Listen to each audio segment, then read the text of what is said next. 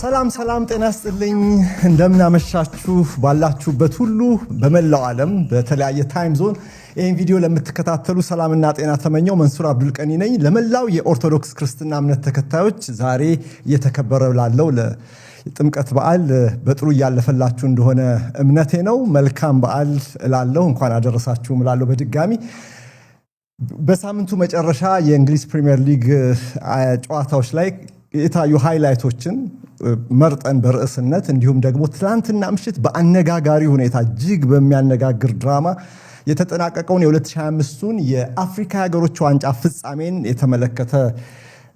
የተመለከቱ ርዕሶችን ይዤ መጥቻለሁኝ በዚህ በዛሬ ጥር 11 ቀን 2018 ዘ ዊኬንድ አብራችሁ እንድታመሹ እንደወትሮሉ ከትልቅ አክብሮት ጋር የምጋብዘው ዛሬ ስጦታ አለ በቴሌግራም ቻናላችን ቀደም ሲል ጥቂት ደቂቃዎች በፊት አሳውቂያችሁ ነበር እንዲሁም በፖስተሩ ላይ እንደምትመለከቱት ባካሪ ሳኛ የቀድሞ የአርሰናልና የማንቸስተር ሲቲ የመስመር ተከላካይ በሚቀጥለው ሳምንት አዲስ አበባን ይጎበኛል ወደ ሀገራችን ይመጣልና ከርሱ ጋር ባለን ግንኙነት ደግሞ ለአድማጮች ለቤተሰቦቻችን ስጦታ ይዘህ መምጣት አለብህ በሚል የአርሰናልን ኦሪጂናል 3 ማሊያዎችን ራሱ ፈርሞ እንዲያመጣ በጠየቅነው መሰረት ፍቃደኛ ሆኖ እሱን ለቤተሰቦቻችን ስጦታ ሊሰጥ ከራሱ ከባካሪ ሳኛ እጅ ይቀበላሉ እድለኞቹ ስጦታውን እነዛን 3 ማሊያዎችን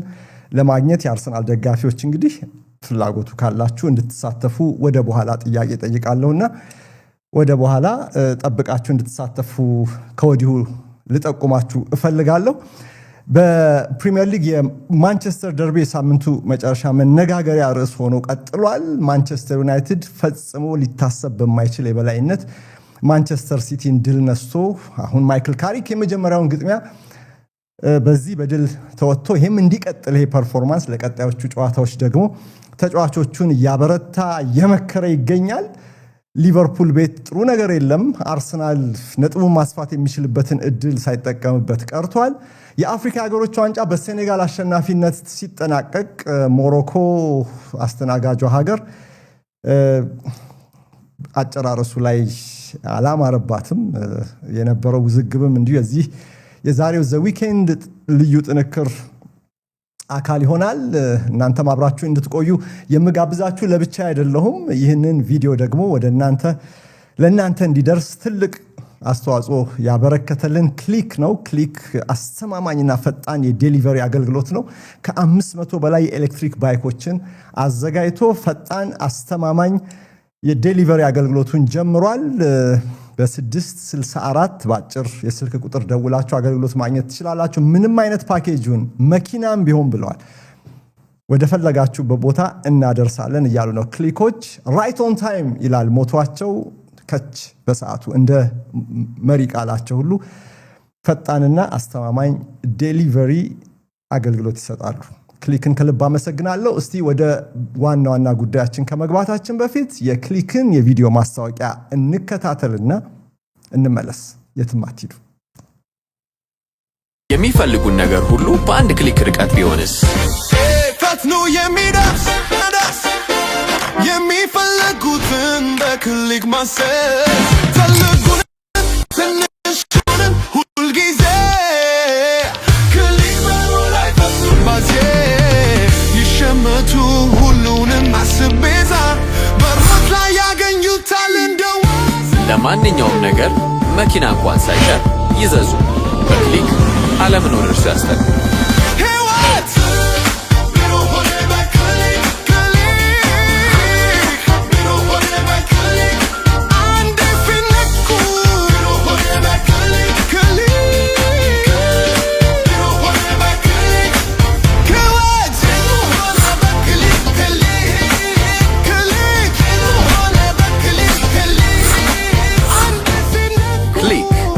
ማንኛውም ነገር በየትኛውም ሰዓት አሁኑኑ ከጉግል ፕሌይ ወይም ከአፕ ስቶር ያወርዱ ክሊክ በጣም አመሰግናለሁ ክሊክን ይህንን ቪዲዮ ስፖንሰር አድርጎ ስላቀረበልን በአገልግሎቱ እንድትጠቀሙ አበረታታችኋለሁ አብራችሁኝ ስላላችሁ ምስጋና ይላቅ ያለ ነው። መንሱሬ በትላንትናው ጨዋታ የዳኝነት ውሳኔ ልክ ያልሆነው ምኑ ጋ ነው? ቆይ ጨዋታውን ተቆጣጥረውት ነበርኮ ፊጋው ነኝ ከዲላ ይላል አንድ ቤተሰባችን። የትላንትናው ጨዋታ የአፍሪካ ሀገሮች ዋንጫን ማለቱ ነው። በአፍሪካዊነቴ በጣም ያፈርኩበት ቀን ነው ይለናል። ዘመን ገዙ ደግሞ ፕሮፌሽናል መሆን ሲገባ ነው የሚለው።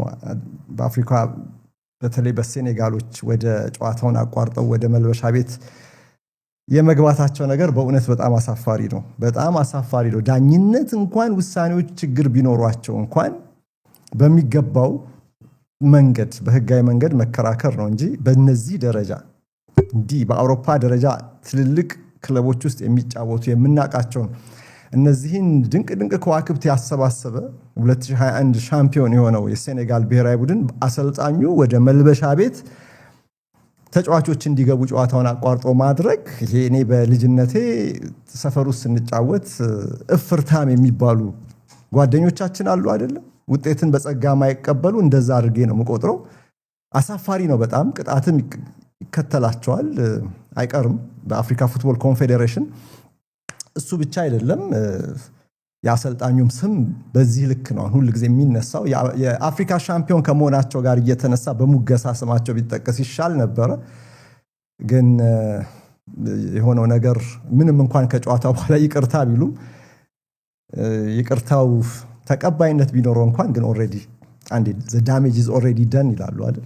አንድ ጊዜ ጥፋቱ ተሰርቷል።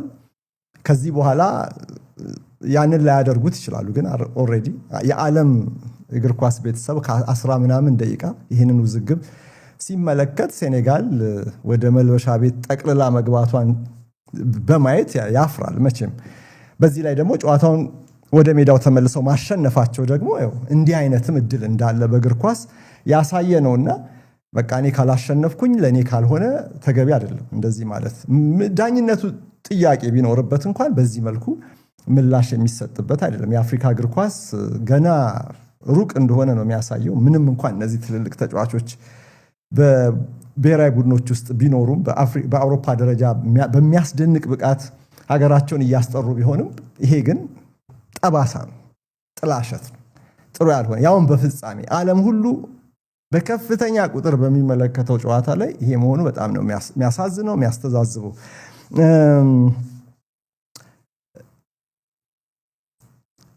እሺ የእግር ኳስ አንዱ አካል ነው። እዚህም ነው እየተነጋገርንበት ነው ያለው።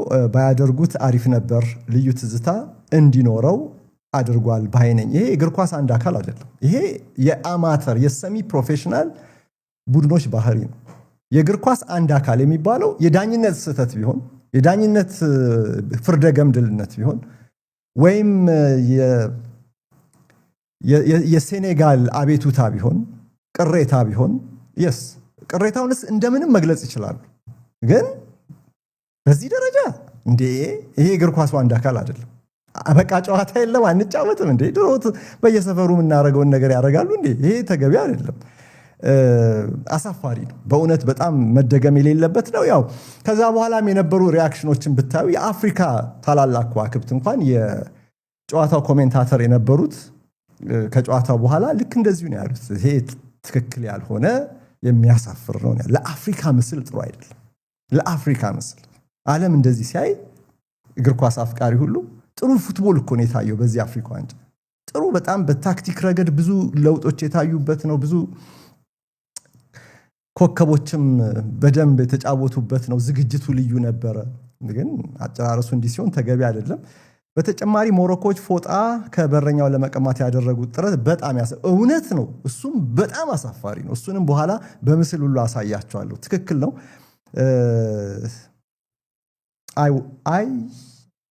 አይ ዋሸሬ ነው የሚለው ስያሜው ይሄንን የጻፈልን ትክክል ነው። በሞሮኮችም በኩል እነሱም ንጹህ አይደሉም። ግን የፈለገ ይሁን አፍሪካ ፉትቦል ላይ ብዙ ነገር አይተናል እስከዛሬ። በጣም ብዙ ነገር እንደዚህ ደስ የማይሉ በተለይ በአስተናጋጅ ሀገራት የሚደረጉ ሸፍጦች ምኖች አሉ። ግን whatever እንደዛ ማድረግ ተገቢ አይደለም። ያኛው አስተናጋጁ ተጋጣሚ ወርዶ ቢገኝ አንተ መውረድ የለብህ። አንተ ክላስን ማሳየት አለብህ። እስቲ ወደሱ መለሳለሁ። ከዛ በፊት ግን በእንግሊዝ ፕሪሚየር ሊግ በዚህ ሳምንቱ መጨረሻ ከታዩ ውጤቶች የሁለቱም ብቻ ከውጤቱ ከጨዋታው ጋር አስተያይቼ አንዳንድ ጋዜጦቹ ምን አሉ የሚለውን ላንሳና ከዛ ወደ አፍሪካ ዋንጫ እገባለሁ። ከዚያ ወደ ማንቸስተር ደርቢ በመጨረሻ በሰፊው አመራለሁ። እናንተ ብቻ ሰብስክራይብ ማድረጋችሁን አትርሱ። 507,000 ደርሰናል። ወደ ግማሽ ሚሊዮን እየሄድን ነው ስላችሁ ሰብስክራይብ እያረጋችሁ ጥያቄን ሁሉ በሚገባ መልሳችኋል። በጣም ነው ማመሰግነው ለዚህ። አሁን ደግሞ ወደ 1 ሚሊዮን እየተጠጋን ለመሄድ ስለሆነ ወደ 600,000 ታስጠጉን ዘንድ ሰብስክራይብ እንድታደርጉ ከአክብሮት ጋር እጠይቃለሁ። ከዛ በፊት ግን አሁንም ላይክ ሼር እያደረጋችሁ ከኔ ጋር ትቆያላችሁ። ግን በፕሮግራሙ ወደ መጨረሻ አካባቢ ጥያቄ እጠይቃለሁ እና 3 ኦሪጂናል ማሊያዎችን ባካሪ ሳኛ ይዞልን ይመጣል። ባካሪ ሳኛ የቀድሞ የአርሰናልና የማንቸስተር ሲቲ ፉልባክ በሚቀጥለው ሳምንት እዚህ ሀገራችን ስለሚመጣና ጥያቄውን ለመመለሱ እድለኞች ማለት እንግዲህ ለሁሉም ጥያቄውን ማክበድ አልፈልግም። ቀላል ጥያቄ ነው የምጠይቀው። ዛሬ አንድ ማሊያ ነው ማቀርቡ። አንድ ማሊያ ጥያቄውን በመጀመሪያ የመለሰ ሁሉም የምትከታተሉ ሁሉ በምትመለከቱት መልሱን ለመጀመሪያ ጊዜ ቸኩሎ የመለሰ ትክክለኛ መላሽ ማሊያውን ያገኛል። ማሊያውን እኔ አይደለም የምሰጠው፣ እሱ ራሱ ከጁ ከባካሪ ሳኛ እጅ እንዲቀበል ነው እኔ ማደርገው ማለት ነው። በዚህ በኩል ተነጋግረናል፣ ከእርሱ ጋር ተስማምተናል እና ለማረጋገጫ ይህንን መልእክት ልኳል። እስቲ የቪዲዮ የላከልንን ለዘ ዊኬንድ እና ለኔ እናንተንም የሚመለከት የላከውን ይህንን ቪዲዮ መልእክቱን እናድምጥና እንመለስ። Hello Mansour, hello football fans following the weekend. I'm Bakary Sagna and of course I'm coming to Ethiopia very soon. I can't wait to visit the land of origins and meet all of you guys. I'll be also giving 3 Arsenal shirts. I'm looking forward to see you and keep it up.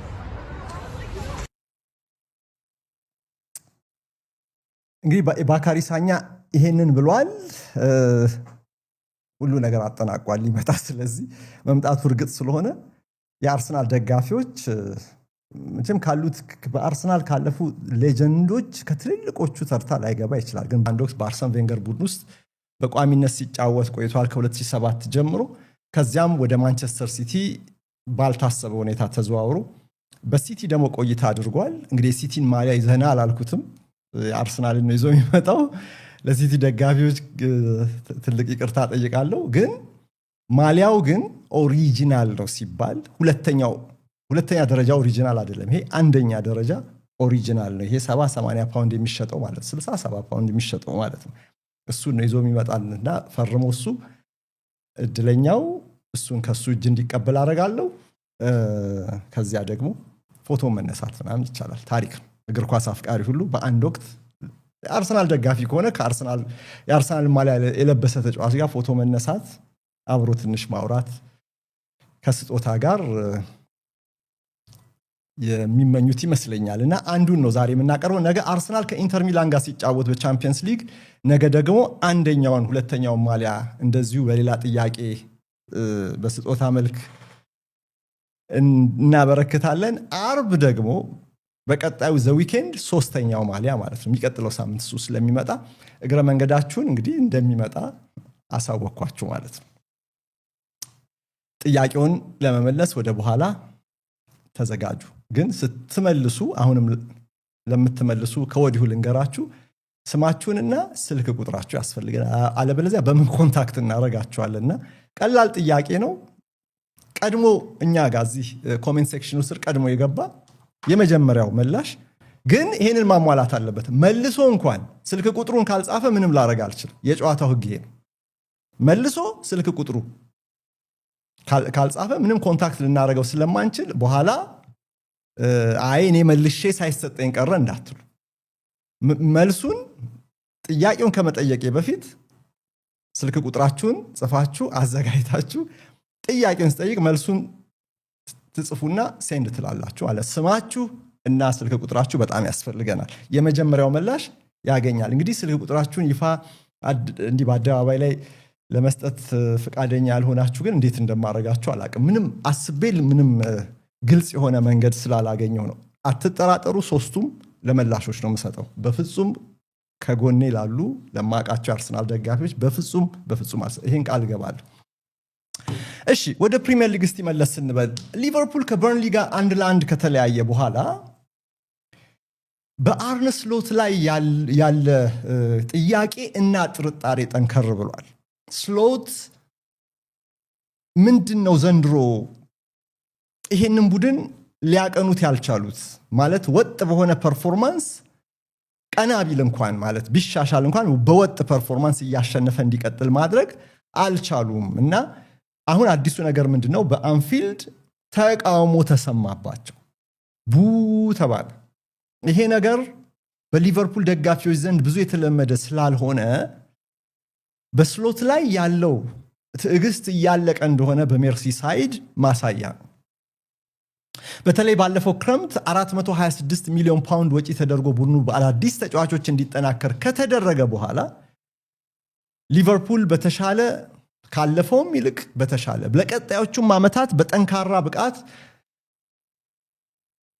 ተወዳዳሪ ላይኖረው ይችላል የሚል ግምት አሳድሮ ሲዝኑ ቢጀመርም ግን ከተጠበቀው በጣም በወረደ ውጤት ነው አርነ ስሎት ከሊቨርፑል ጋር እየተጓዙ ያሉት እንግዲህ አርሰናል 14 ነጥብ ርቀት ላይ ተቀምጠዋል አሁን በቀጣዮቹ ጨዋታዎች ላይ ውጤታቸውን ካላስተካከሉ በስተቀር ይሄ ተቃውሞ እየበዛ ከመጣ አንድ ሰው ያለ ስራ ቁጭ ስላለ ጫናው ያለ ጥርጥር አሰልጣኙ ላይ ሊበረታ ይችላልና ቆይ ወደሱ መለሳለሁ ግን ዛሬ ታትሞ የወጣው ይሄ ጋዜጣ ሙሐመድ ሳላህን ሊቨርፑሎች አጥተውታል ይላል ሚስ አድርገውታል ይላል ምን ያህል ተስማማላችሁ በዚህ ውድድር ዘመን ሞሳላ ከሊቨርፑል ጋር አጀማመሩ ጥሩ አይደለም እንደምታውቁት በ14 የፕሪሚየር ሊግ ጨዋታ ያስቆጠራቸው 4 ጎሎች ብቻ ናቸው ተመልከቱ ከጨዋታው በኋላ የወጣ አስተያየት አዘል ዘገባ ነው በምን አይነት ኢሉስትሬሽን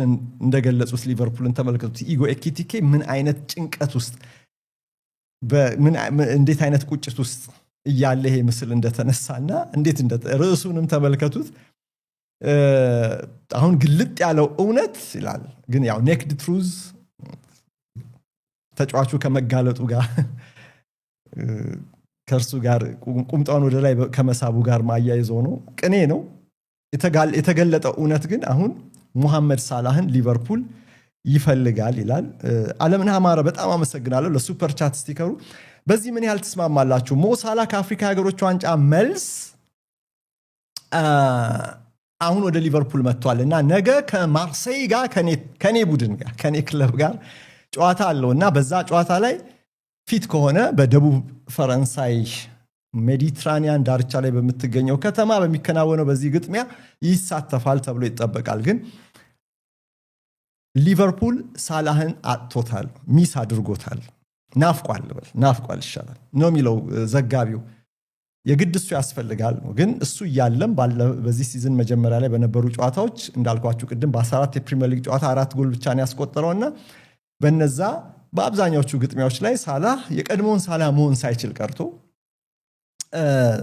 የሚጠበቅበትን ሳይወጣ በመጨረሻ አሰልጣኙም ተጣዋቂ እንዳደረጉት ይታወቃል እርሱም የፈጠረውን ያነሳውን አዋራ ታስታውሳላችሁ አሁን ለአፍሪካ ዋንጫ ሄዶ ተመልሷል እንግዲህ ሊቨርፑልን ያጣውን ውጤት ያስገኝለታል ወይ ሞሳላ ይሄ ጋዜጠኛ እንደዛ ነው የሚለው ዛሬ ታትሞ የወጣው ጋዜጣ አሁን እንግዲህ ሳላህ ቀድሞም በቡድን ውስጥ ነበረ ዘንድሮ እምብዛም ውጤታማ አልሆነም የሊቨርፑል ተከላካይ ክፍል ፈጽሞ አስተማማኝ ሊሆን አልቻለም እንደው ዛሬ ነገ አስተማማኝ ቢሆን እንኳን ከዛ በሶስተኛው ቀን እንዲሁ ሲዳከምና ጎሎች ሲቆጠሩበት ስህተት ሲያበዛ ይታያል የቆመ ኳስ የመከላከል ጉዳይ ሊቨርፑል ትልቅ ችግር ሆኖ ሳለ በዚህ የውድድር ዘመን አብሮ የጀመሩትን የቆመ ኳስ አሰልጣኝ ሴት ፒስ ኮቻቸውን ሊቨርፑሎች አሰናብተዋል ለቆመ ኳስ ማጥቃትም መከላከልም ውጤታቸው ጥሩ አይደለም በሚል ነው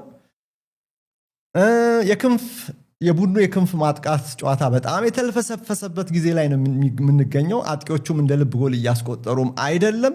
እነዚህን ነገሮች ሁሉ ሰብሰብ አድርጋችሁ ማን ነው ተጠያቂ ካላችሁ ያለ ጥርጥር አርነ ስሎት ላይ ሁሉ ነገር ያርፋል። ተጫዋቾች የመጎዳታቸው ጉዳይ የአሰልጣኞች ጥያቄ ላይሆን ይችላል። የአሰልጣኞች ጉዳይ ኃላፊነት የሚወስዱበት ላይሆን ይችላል። ግን በርከት ያሉ የሊቨርፑል ድክመቶች ግን አርነ ስሎት ላይ ሄደው አርፈዋልና አሁን ደጋፊው ቅር ብሎታል ቡ ማለቱ የሳምንቱ መጨረሻ እውነት ነው።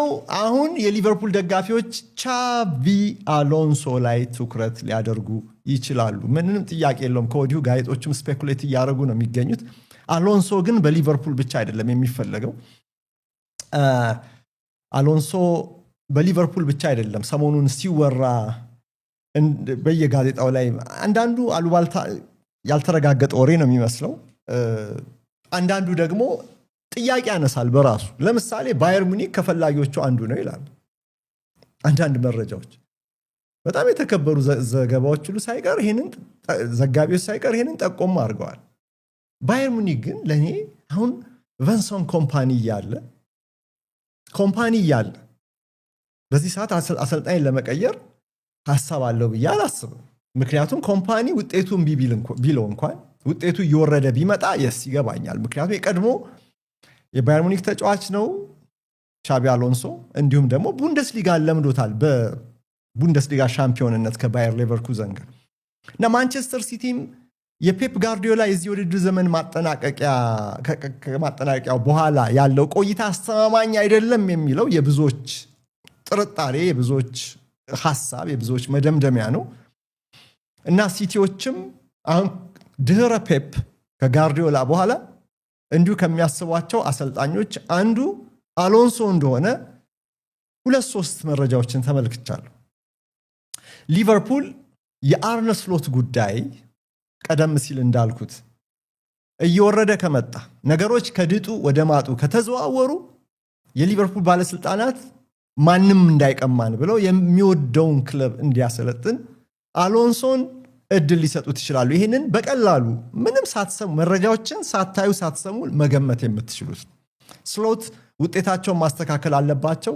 አለበለዚያ ቻቪ አሎንሶ በሊቨርፑል ተወዳጅ የተከበረ አሰልጣኝ ነው። በሪያል ማድሪድ በቂ ጊዜ ተሰጥቶታል ተብሎ አይታሰብም። ይኸው ማድሪድ እሱን ከሸኘ በኋላም ነገሮች ጥሩ የሆኑለት አይደለም። ቢያሸንፍ እንኳን በተጫዋቾች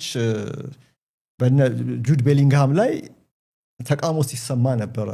በዚህ ሳምንት መጨረሻ ላይ ከስፔን ጥሎ ማለፍ ዋንጫ ሁሉ ተሰናብቶ ወጥቷል። የቀድሞ ሌላው የሊቨርፑል ተጫዋች አርቤሎአኖ ሪያል ማድሪድን ይዞ አሁን ከዚህ መከራ ለማዳን ከበለጠው ድቀት ለመታደግ የበኩሉን ጥረት እያደረገ የሚገኘው ለቻቢ አሎንሶ ግን በቂ ከለላም አልተሰጠውም፣ በቂ ጊዜም አልተሰጠውም ተብሎ ይታመናል። በሪያል ማድሪድ ከለላ ምላችሁ ከነዚህ ስፖይልድ ከዋክብት ከነርሱ እንደ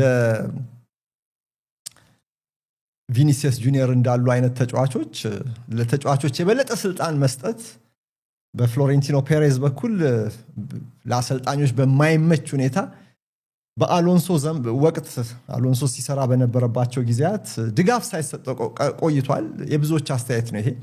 አውሳይ ተሰናበተ ያሉ በጣም ጥቂት ናቸው የሪያል ማድሪድ ደጋፊዎች። ኢቭን ተጫዋቾችን ተጠያቂ የሚያደርጉ ደጋፊዎች ቁጥራቸው ብዙ ነው ከአሎንሶ ይልቅ። አሎንሶ ተስፋውን አሳይቷል። አሎንሶ ተደናቂ አሰልጣኝ መሆኑን የመጪዎቹ ዓመታት የረጅም ጊዜ ትልቅ አሰልጣኝ ሊሆን የሚችልበትን ፖቴንሻል እንዳለው ካሳየ በኋላ ነው እንግዲህ ማድሪዶች ለኛ ያሉት እሱ ወደዛ ሄደ። ይኸው በማድሪድ ቆይታው እንደምታውቁት ነው የተጠናቀቀበት መልኩ ደስ አይልም። ሊቨርፑል ግን የበለጠ ከለላ ሊያደርግለት ይችላል። እንደ ሪያል ማድሪድ ስብስብ አይደለም ሊቨርፑል። እንዲህ በኢጎ የተሞሉ ተጫዋቾች ቢኖሩም የማድሪድ ያህል አይደለም፣ ምናልባት እንደ ሙሐመድ ሳላህ ያሉት ካልሆኑ በስተቀር እና የበለጠ ከለላም ያገኛሉ ከተጫዋቾች ጋር።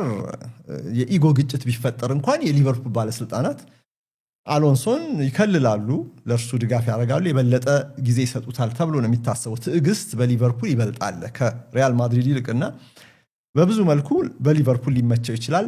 በብዙ መልኩ በሊቨርፑል ያለውን ፖቴንሻል ሊያሳይ ይችላል። በተጨማሪ ደግሞ ፍሎሪያን ቪርትስ እርግጥ በዚህ የውድድር ዘመን አጀማመሩ ጥሩ አይደለም። ሰሞኑን ግን የተሻለውን ቪርትስ እያየን ነው የምንገኘው። ግን ፍሎሪያን ቪርትስ ደግሞ በባየር ሌቨርኩዘን የሚያውቀው አሰልጣኝ ነው። እርሱ ብቻ አይደለም፣ ጀረሚ ፍሪምፖንግም በሱ ስር ሰርቷል እና እነዚህ የሌቨርኩዘን የቀድሞ ተጫዋቾችም ባሉበት ስብስብ ውስጥ የቀድሞ የሌቨርኩዘን አሰልጣኝ ቢመጣ እነዚህ ተጫዋቾች ገንዘብ ወጥቶባቸዋልና የበለጠ ሊጠቀምባቸው ይችላል ሊቨርፑል እና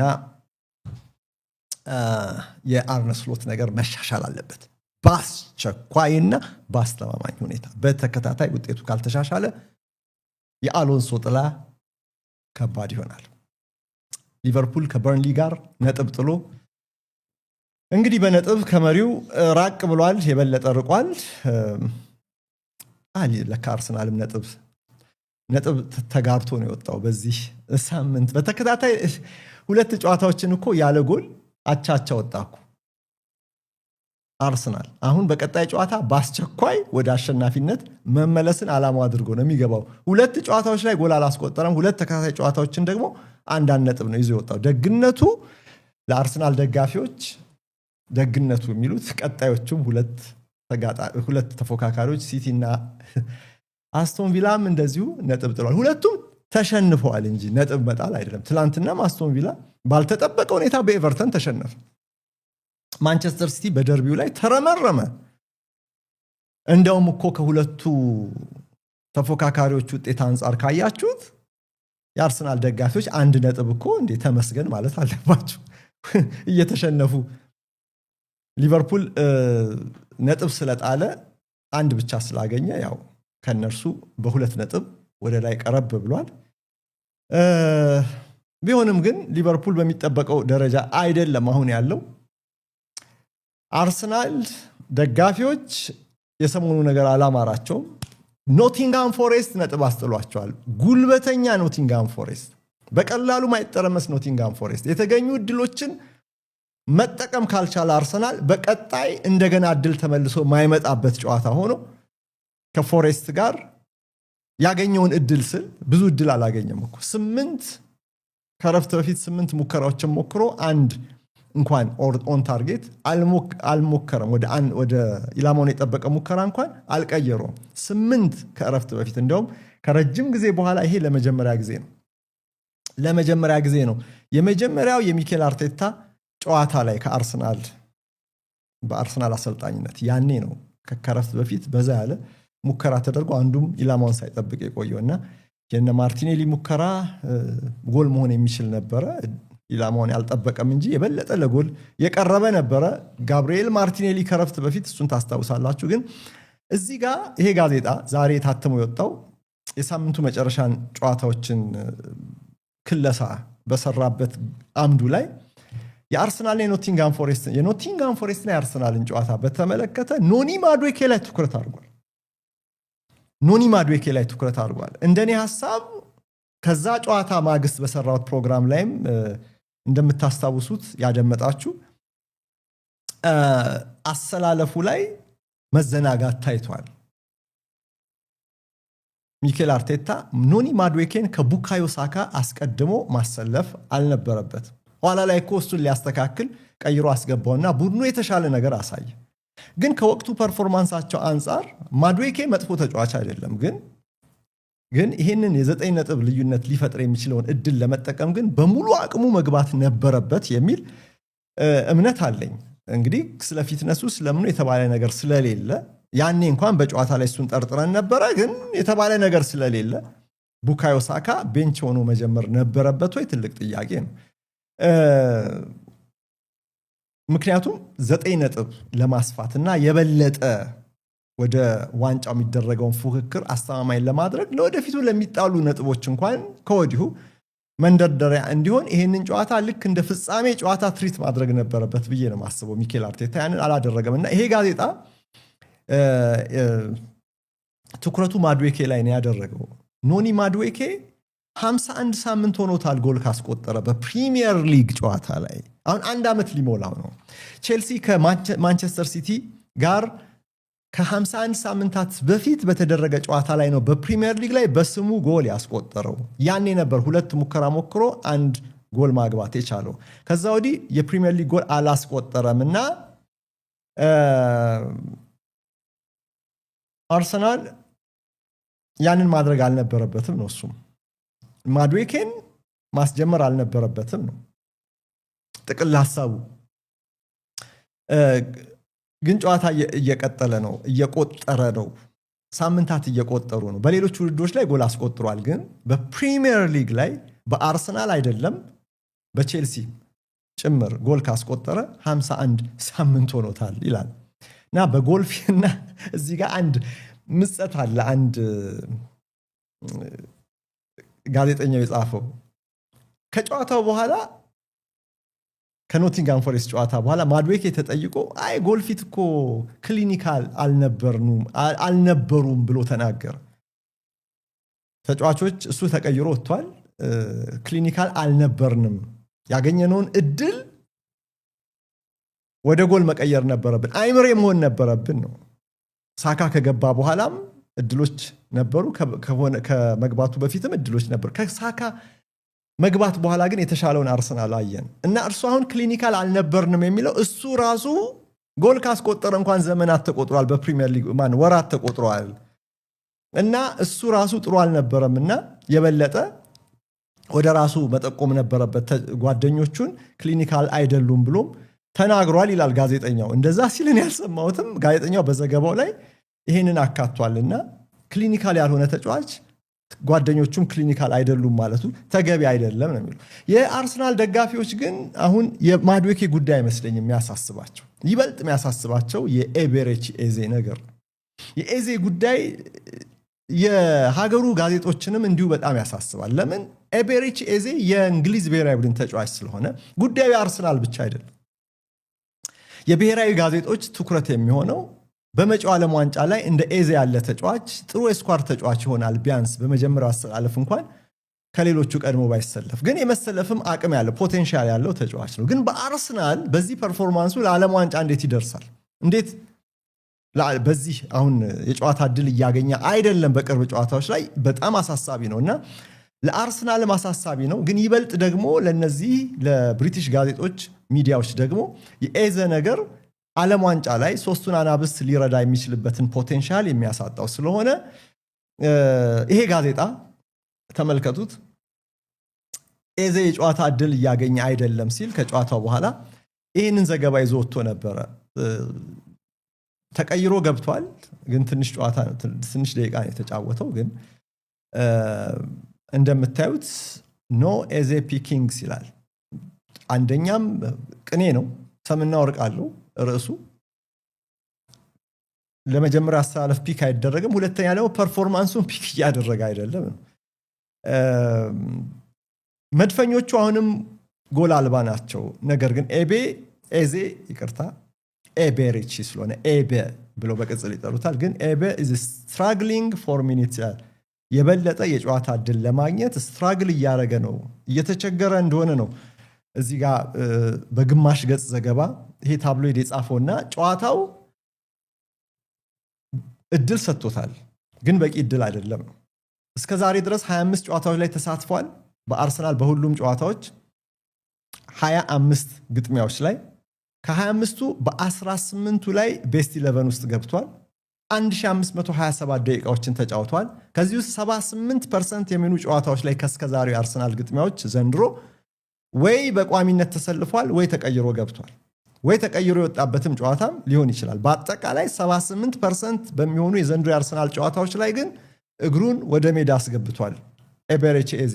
በ56%ቱ ከአጠቃላይ ጨዋታዎች ደግሞ ከአጠቃላይ እድል ካገኘባቸው ግጥሚያዎች 56%ቱን በመጀመሪያ አሰላለፍ ውስጥ ገብቶ ጀምሯል። 53% ደግሞ ደቂቃዎችን ተጫውቷል። 7 ጊዜ ተቀይሮ ገብቷል፣ 7 ጊዜ ደግሞ ተቀይሮ ወጥቷል ይላል ጋዜጣው። 35 የጎል ሙከራዎችን ሞክሯል። ከዚህ ውስጥ 13ቱ ኢላማቸውን የጠበቁ ናቸው። አንዱ ከቶተናም ጋር ማለት ነው ሃትሪክ የሰራበት ነበር። 54 ጊዜ በአጠቃላይ በተጋጣሚ ፍጹም ቅጣት ምት ሳጥን ውስጥ ኳስ ማግኘት ችሏል ይላል ጋዜጣው። እንግዲህ ስታቱን ለመንደርደሪያነት ሲጠቀም በሁሉም ውድድሮች ላይ 5 ጎል አስቆጥሯል፣ 3 አሲስት አለው ኤቤሬቺ ኤዜ። እንግዲህ አርሰናል ሁለት ተከታታይ ጨዋታዎች ላይ 0-0 ሲለያይ ይህ ከ2012-13 የውድድር ዘመን ወዲህ ለመጀመሪያ ጊዜ ነው። የአርሰናል ተከላካይ ጥብቅ ነው፣ ጠንካራ ነው። ሰሞኑን ግን አጥቂው ላይ አሁን አጥቂዎቹ ጥያቄ እየተነሳባቸው ይገኛል። ጎል አይቆጠርበትም፣ ግን በሁለቱ ጨዋታዎች ላይ ጎል ማስቆጠር፣ እድሎችን መጨረስ አልቻለም። አርሰናል ማጂክ ተች በሚፈልግበት ውጤት ቀያሪ ተጫዋች በሚፈልግበት በኖቲንግሃም ፎሬስት ግጥሚያ ላይ ውጤት ቀያሪ ሆኖ አለሁ ያለ ተጫዋች የለም። እንግዲህ ከኦዴጋርድ ወደ ፐርፎርማንስ መመለስ ወደ ፊትነስ መመለስ በኋላ ከጉዳት ከመጣ በኋላ ኤቤሬቺ ኤዘ የበለጠ ቦታ እንዳጣ ግልጽ ነው። እንደ ኤዘ ያለ ፕሮፋይል ያለው ተጫዋች ጨዋታ ቀያሪ መሆን ይችላል። በክሪስታል ፓላስ በነበረበት ጊዜ ኤፍኤ ካፕ ፍጻሜን ሳይቀር ማሸነፍ እንዲችል ፓላስ ያስቻለው የእርሱ ጎል እንደነበር ታስታውሳላችሁና 1-0 ሲያሸንፉ። ግን ደግሞ እንደዚህ ያሉ ተጫዋቾች እንኳን እያሉ አርሰናል ውጤት ሊቀይር የሚችል ማጂክ ተች ሊያበረክት የሚችል ተጫዋች ፈልጎ በሁለቱ ግጥሚያዎች ላይ አላገኘም እና ስለ ኤዘ የሚነሳውም አሁን እዚህ ጋር እድል ስላላገኘ ብቻ ሳይሆን ሁለት ጨዋታዎች ላይ ፊት መስመር ላይ ያሉ አጥቂዎች አጥቂ አማካዮችም ጎል እምቢ ብሏቸው ሳለ እርሱ የበለጠ እድል ማግኘት የለበትም ወይ የሚል ጥያቄ ለማንሳት ነው እንግዲህ ብሪቲሹ ጋዜጠኛ እንደዛ ያለው። እንግዲህ ኦዴጋርድ ከተመለሰ በኋላ ከጉዳቱ ከዚያ በኋላ 10 የፕሪሚየር ሊግ ጨዋታዎች ላይ ተጫውቷል፣ ግን 226 ደቂቃዎችን። በእነዚህ 10 የፕሪሚየር ሊግ ጨዋታዎች በአራቱ አንዩዝድ ሰብ ሆኖ በደንብ ልግለጸው። ኦዴጋርድ ከተመለሰ በኋላ በ10 የፕሪሚየር ሊግ ጨዋታዎች ላይ አርሰናል ሲጫወት ኤዘ 226 ደቂቃዎች ነው እድል ያገኘው። በአራቱ ጨዋታዎች ላይ ደግሞ ተጣዋቂ ሆኖ ጀምሮ ተቀይሮ ሳይገባ ጨርሷል እና በ17 ጨዋታ 8 እድሎችን ፈጥሯል። ባለፈው የውድድር ዘመን 58 እድሎችን ነው ለክሪስታል ፓላስ የፈጠረውና እዛ ላይ የሚደርስ አይመስልም ዘንድሮ 50 ከዚህ በኋላ 50 እድሎችን መፍጠር ይኖርበታል ማለት ነው። የአምናውን ቻንስ ክሬትድ ታሪክ እንደገና በአርሰናል በዚህኛው ክለብ ደግሞ ለመድገም በፓላስ 58 በ2024-25 የውድድር ዘመን በሁሉም ውድድሮች ላይ የፈጠረው የጎል እድል እንግዲህ አርቴታ መፍትሄ ያስፈልገዋል። ኤዘ መፍትሄ ማምጣት አለበት ግድ ነው። ግን የት ቦታ ላይ ነው ፊት ማድረግ ያለበት? ይሄ ጥያቄ በጣም ከባድ ጥያቄ ነው። ኦዴጋርድ እስካለ ድረስ ለኤዘ ቦታ ማግኘት በጣም ከባድ ሆኗል። የ10 ቁጥር ሚና ቢያገኝ ደስ ይለዋል፣ በዛ ላይ ነው የሚመቸው። ነገር ግን 10 ቁጥር ሚና ላይ ደግሞ ለመጫወት የሚያስችል ፎርሜሽንም አሁን አርሰናል እየተከተለም አይደለም። ኦዴጋርድ ተቀይሮ ሲወጣ ሁሉ እርሱ በሚኬል ሜሪኖ ሁሉ ሲቀየር ሚኬል ሜሪኖ ሲገባ ሁሉ አይተናል እና ያንን እድል እያገኘ አይደለም። የኤዘ ነገር ሁል ጊዜም የሚያነጋግር ነው። ያን የመሰለ ተጫዋች በዛ ሁሉ ጉጉት የመጣው ተጫዋች በክሪስታል ፓላስ ቁልፉ ሰው እሱን ተጣዋቂ ማድረግ የማይታሰብ ነበር። በፓላስ እንደው ጉዳት ካልሆነ በስተቀር በጨዋታ አይጠፋም፣ ወይም ደግሞ እንደው ሮቴት ላድርግ ሎድ ተብሎ ካልሆነ በስተቀር ቁልፍ ተጫዋች ነበር። በአርሰናል መጣና ከዋክብት መሃል ገባ። ፉክክሩ ላይ አሁን ያው እጅ እየሰጠ ይመስላል። በጣም አመሰግናለሁ ውድ አድማጮች ተመልካቾቼ አብራችሁኝ ስላላችሁ። ሰብስክራይብ እያረጋችሁ አይደለም፣ ሰብስክራይብ አድርጉ። ላይክ እያረጋችሁ አይደለም። ከ3900 በላይ በቀጥታይም ቪዲዮ የምትከታተሉ አላችሁ፣ ግን 1100 ብቻ ላይክ ነው የሚታየኝና ታዝቤያለሁ። እስቲ ላይክ ቁጥሩን ከፍና አድርግና ወደ አፍሪካ ሀገሮች ዋንጫ ፍጻሜ ላምራ። ላይክ ያላረጋችሁ ላይክ አድርጉ። አዳዲስ ቤተሰቦች ካላችሁ ደግሞ ሰብስክራይብ ያላረጋችሁ እስቲ ከ507,000 ላቅ ብሏል። እስቲ ወደ 508,000 እንኳን ለዛሬ ነው። ያው እንደ እግር ኳስ አሰልጣኞች ነው የኔ እቅድ እዚህ ጋር ስለ 1 ሚሊዮን እንላለን። 1 ሚሊዮን መግባት እንደ ሻምፒዮን እንደመሆን ቁጠሩት በሊግ ውድድር ላይ። ግን ደግሞ አሰልጣኞች ጨዋታ በጨዋታ ነው ማኔጀሮች መደረግ ያለበት ይላሉ። ቀጣዩ ጨዋታ በጣም ኢምፖርታንት ነው አይደል? ስለዚህ 600,000 በጣም ኢምፖርታንት ነው ለኛ፣ በጣም አስፈላጊ ነው። ወደ 600,000 እንገባ ዘንድ ሰብስክራይብ ያላረጋችሁ ሰብስክራይብ አድርጉ እስቲ የአይቲ ማናጀራችን ቁጥሩን ይነግረኛል ሰብስክራይብ ያረጋችሁ እንደሆነ እና ጥቂት ቆይቼ ጥያቄ ጠይቃለሁ ዘግይታችሁ ለገባችሁ ላስታውሳችሁ እዚህ ስክሪኑ ላይ እንኳን ጽሁፉን መመልከት ትችላላችሁ የባካሪ ሳኛ 3 የአርሰናል ኦሪጂናል ማሊያ ስጦታዎች አሉና አንዱን ጥያቄ ጠይቅና በቀላል ጥያቄ መልስ እንድትሰጡ አደርጋለሁ የመጀመሪያው ምላሽ ከራሱ ከባካሪ ሳኛ ማሊያውን እንዲቀበል አደርጋለሁ ፈርሞ ማሊያውን ይሰጠዋል ከርሱ ጋር ፎቶ ይነሳል እሱን ያገኘዋል ማለት ነው 3 ማሊያዎች ናቸው የሚቀርቡት ዛሬ አንዱ ነው ለስጦታ የሚቀርበው አንዱ ነገ አርሰናልና ኢንተር ጨዋታን ከእስክንድር ታምራት ጋር ስለምናስተላልፍ እዛ ላይ ሌላኛውን እንሰጣለን ከዛ ደግሞ አርብ ሶስተኛውን በዛ ዊኬንድ ላይ እናገባድዳለን ማለት ነው እሺ ከ4000 በላይ ቪዲዮ የምትከታተሉ አላችሁ 1.4000 ብቻ ነው የሚታየኝ 507694 ሰብስክራይበር ነው ያለን በዚህ ሰዓት ላይ ያንሰናል ጨምሩ ይሄው አሁን የአይቲ ማናጀራችን ልኮልናል ቁጥሩ ይጨምር እሺ የአፍሪካ ሀገሮች ዋንጫ ምን ጉድ ነው የትላንትናው ፍጻሜ ምን አይነት እንዴት ጠብቃችሁት ነበር መቼም እንዴት ጠብቄው ነበር እኔም ሁላችንም ምክንያቱም አስተናጋጅ ሀገር ሞሮኮ ጠንካራ ቡድን አላት የሴኔጋል ደግሞ የበለጠ በጣም ባላንስድ ሆነ ነበር እና ከባድ ተገዳዳሪ ሆኖ ለአስተናጋጁ ሀገር ሊቀርብ እንደሚችል ስለገመትን ጨዋታውን በጉጉት ነበር ያየነው ዛሬ ጧት እንግዲህ ብስራት ስፖርት አልገባሁም ነበር ምክንያቱም በዓል ስለሆነ ሁሌ እንደማደርገው የበዓል ልዩ ፕሮግራም በሬዲዮ ስለነበረ ነው ግን በትላንትናው የአፍሪካ ዋንጫ ፍጻሜ ላይ ሀፍረትን ድራማን የሴኔጋሎችንም ኩራትን ተመለከትን ሴኔጋሎች ያሳፍራሉ በአንድ በኩል በሌላ በኩል ደግሞ ያኮራሉ ሞሮኮዎችም እንደዚሁም ያሳፍር ስራ ሰርተዋል ግን ዝግጅታቸው አስደናቂ ነው የዘንድሮ ቡድናቸው ስብስብ ውስጥ ያሉ ተጫዋቾቻቸው ድንቅ ተጫዋቾች ናቸውና ሀፍረትም ድራማም ኩራትም ነበረ በዚህ ፍጻሜ ላይ ታየው እስቲ ዝርዝሩን እንመልከት ዋሊድ ሬግራጊ የሞሮኮ አሰልጣኝ ናቸው ፓፔ ቲያው ደግሞ የሴኔጋል አሰልጣኝ ናቸው ሬግራጊና ቲያው የተፋጠጡበት ሳዲዮ ማኔና አሽራፍ ሐኪሚን ፊት ለፊት የተጋፈጡበት ግጥሚያ ነበር ሌሎችም ከዋክብት አሉ በራባት በሞሮኮ ዋና ከተማ የተከናወነ የአፍሪካ የሀገሮች ዋንጫ ለሞሮኮውያን ከ50 ዓመታት በኋላ ለመጀመሪያ ጊዜ የአፍሪካ ቁንጮ እንሆናለን የሚል የተስፋ ስንቅ ይዘው ነበር ስቴዲየሙን ጥቅጥቅ አድርገው ድጋፍ ሲሰጡ የነበሩ ቁጥራቸው እጅግ ብዙ ነበር ሴኔጋሎች ቀደም ብለው ቅሬታ ነበራቸው ከጨዋታውን በፊት ቆይ ደርስበታለሁ እሱ ግን በራባት ብዙ የተጠበቀ ብዙ ያወዛገበ ብዙ ድራማ ያሳየንን ጨዋታ ነው ያየነው በመደበኛው ሰዓት ጎል አልተቆጠረም 90 ደቂቃ ሊሞላ ሲል ሞሮኮ ፍጹም ቅጣት ምት አገኘች ቀድሞ የሴኔጋል ጎል ተቆጥሮ ነበር አስቆጥረው ነበር ሴኔጋሎች ያው አሽራፍ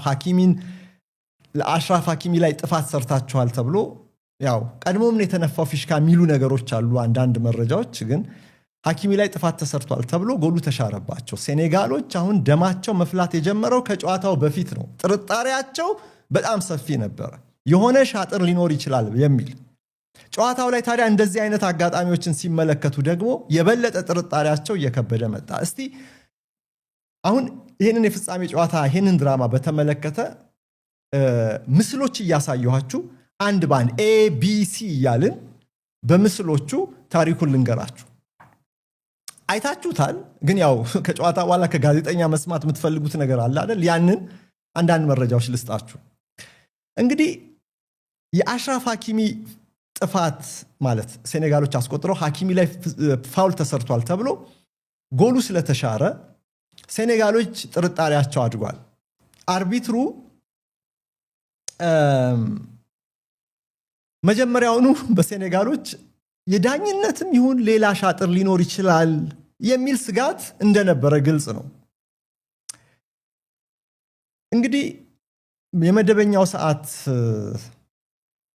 ጭማሪ አስፈልጎት ነበር ረጅም ሰዓት ምክንያቱም ተቋርጦ ስለነበረ ነው ብራሂም ዲያዝ ላይ የተፈጸመው ጥፋት ግን የዕለቱ አርቢትር ረዘም ላለ ክለሳ ቪአር ተመልክተው ፍጹም ቅጣት ምት ብለው ሰጡ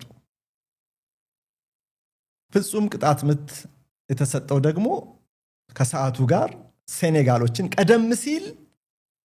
ቀደም ሲል የሐኪሚ ፋውል ተሰራበት የተባለው የተሻረ ጎል ስለነበረባቸው የበለጠ ጥርጣሬያቸው እንደገና ለሁለተኛ ጊዜ አደገ ስለዚህ ማደግ ብቻ ሳይሆን አሁን በቃ ኢነፍ አይነት አሁንስ በቃን የሚል አይነት ውሳኔ የቡድኑ ስሜት ነው የሚመስለው እስቲ ምስል ኤን ተመልከቱ የሴኔጋል አሰልጣኝ ተጫዋቾቻቸውን ውጡ አሉ ወደ መልበሻ ቤት እየጠቆሙ ምስሉ ላይ እንደምትመለከቱት ተጫዋቾች ተሰብስበው ወደ መልበሻ ቤት አመሩ ሁለተኛው ምስል ደግሞ ተመልከቱ ይሄን የሴኔጋል ተጫዋቾች ገብተዋል ሳዲዮ ማኔ ውጪ ቀርቷል ሳዲዮ ማኔ ከሁለት ሰዎች ጋር ሲነጋገር ታየ አንደኛው ከክሎድ ሌሮይ ጋር ነው ክሎድ ሌሮይ በአንድ ወቅት የሴኔጋል ብሔራዊ ቡድን አሰልጣኝ የነበሩ በፍራንኮፎን አፍሪካ በርከት ባሉ ሀገራት እየዞሩ ብሔራዊ ቡድኖቻቸውን ያሰለጠኑላቸው ናቸውና በፈረንሳይኛ ተናጋሪ የአፍሪካ ሀገራት እኚህ ሰው አሁን ሶስተኛው ምስል ላይ የምትመለከቷቸው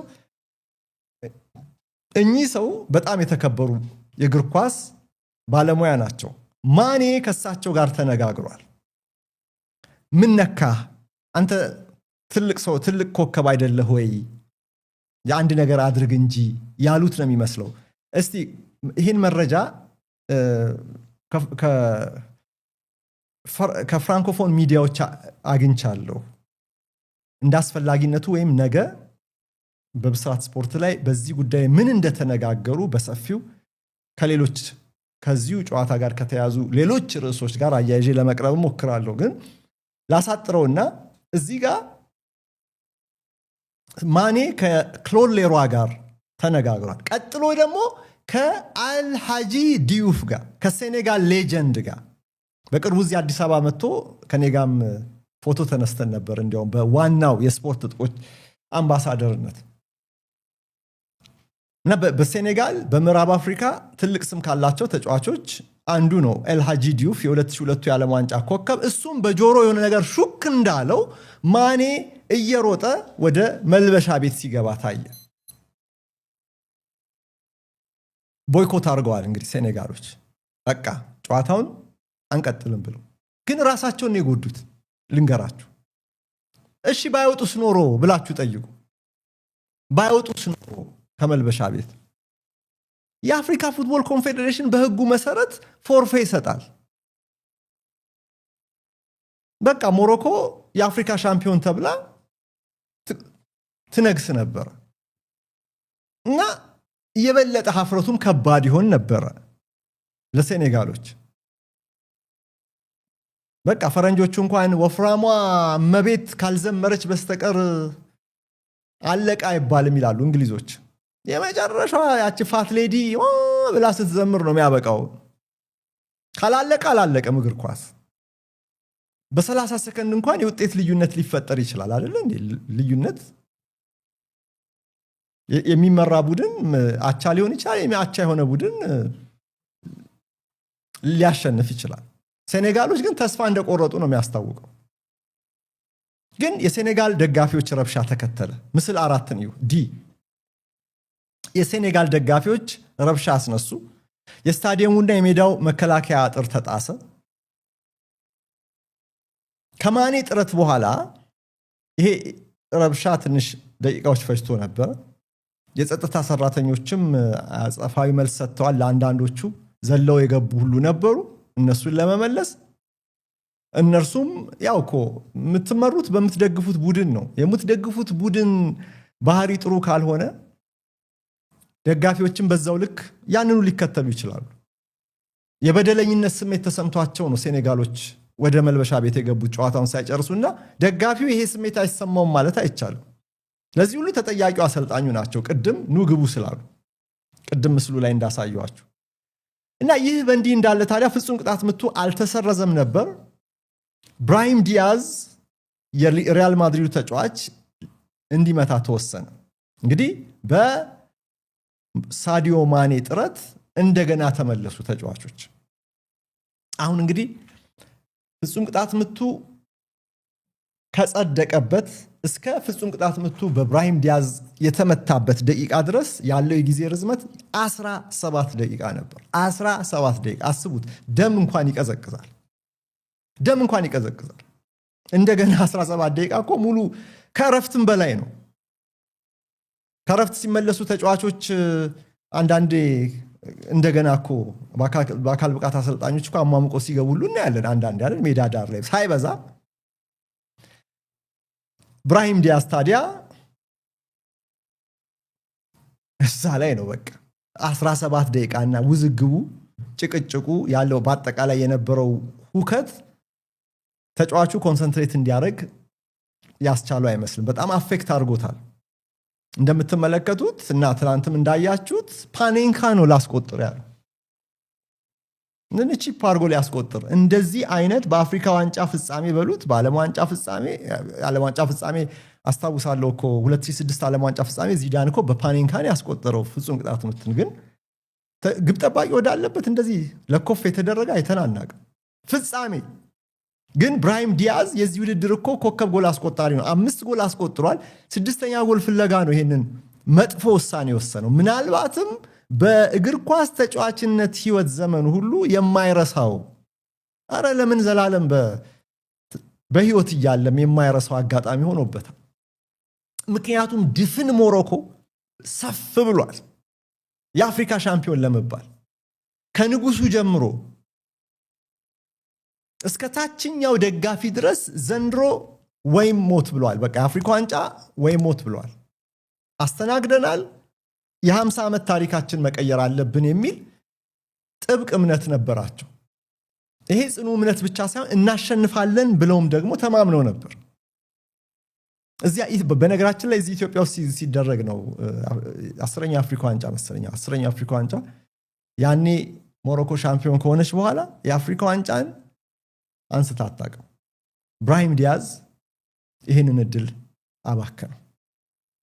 አንዴ ሴኔጋል ግብ ጠባቂ ያወራዋል፣ አንዴ ወደ ኳሱ ይመጣል። በቃ ሐሳቡ ብትንትን ነው ያለው። ኳሱን ካስቀመጠ በኋላ እንኳን ወዲያው አልመታውም። ዲያዝ ትኩረቱን ለመሰብሰብ ብዙ ጥረት አድርጓል። አይኑን ኳሱ ላይ ላለመንቀል በቃ አይኑ ላይ ተክሎ ኳሱ ላይ ተክሎ እድሉን ለመጠቀም ያደረገው ጥረት ሁሉ ምንም ፍሬ አላፈራለትም እና ይሄ ፓኔንካ ተጫዋቹን መላው የሞሮኮ ቡድን አባላትን ሁሉ ቁዘማ ውስጥ የከተተ ነው። በተለይ ከዛ በኋላ የተፈጠረው ነገር ሲታይ ማለት ነው። ሴኔጋሎች ደግሞ በኦፕን ፕሌይ ጎል ማስቆጠር ቻሉ። እንግዲህ የሞሮኮ ስነ ልቦና ተጎዳ፣ የሴኔጋል ሞራል ተቀሰቀሰ። በዛ ፍጹም ቅጣት መሳት ምክንያት ጨዋታው ቀጠለ።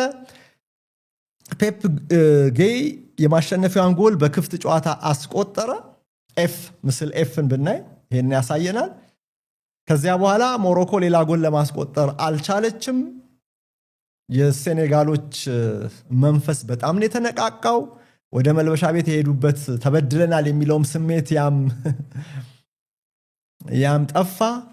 ለካ ይሄም አለ የሚል እንደገና እምነት እንዲያሳድሩ አደረገ። ግን ለዚህ ሁሉ ትልቁ ጀግናቸው ግን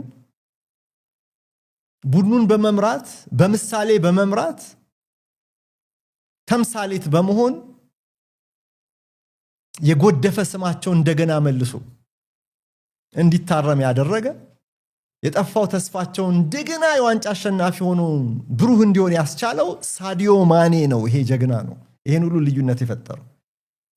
እቺኛዋ ጎል የተመለከታችኋት ሴኔጋል ከ2021 በኋላ እንደገና የአፍሪካ ቁንጮ እንድትሆን ያስቻለች ናት። ብራሂም ዲያዝ የውድድሩ ኮከብ ጎል አስቆጣሪ ሆነ። በሞሮኮ እንግዲህ ሰፈር ከባድ የሆነ ድባቴ ነው የተጫነው። ዲያዝን ተመልከቱት፣ ሲያለቅስ ሁሉ ታይቷል። ምስል ጂ ላይ እዩት። ሲያለቅሱሉ ታይቷል ከጨዋታው በኋላ የኮከብ ጎል አስቆጣሪነቱን ሽልማት ሁሉ ሲቀበል አይታችሁት ከሆነ ምንም አይነት እንደው ዓለም ላይ አሉ የተባሉ ኮሜዲያን ቢሰበሰቡ እንኳን የሚያስቁት ፈገግ የሚያሰኙትም አይመስልም ፊቱን ጥሎት ነበረ እርግጥ እንረዳለታለን ሁኔታው በጣም ከባድ ነው በዚሁ ሴኔጋል የደስታ ምሽት ሆነላትና ዋንጫውን ከፍ አደረገች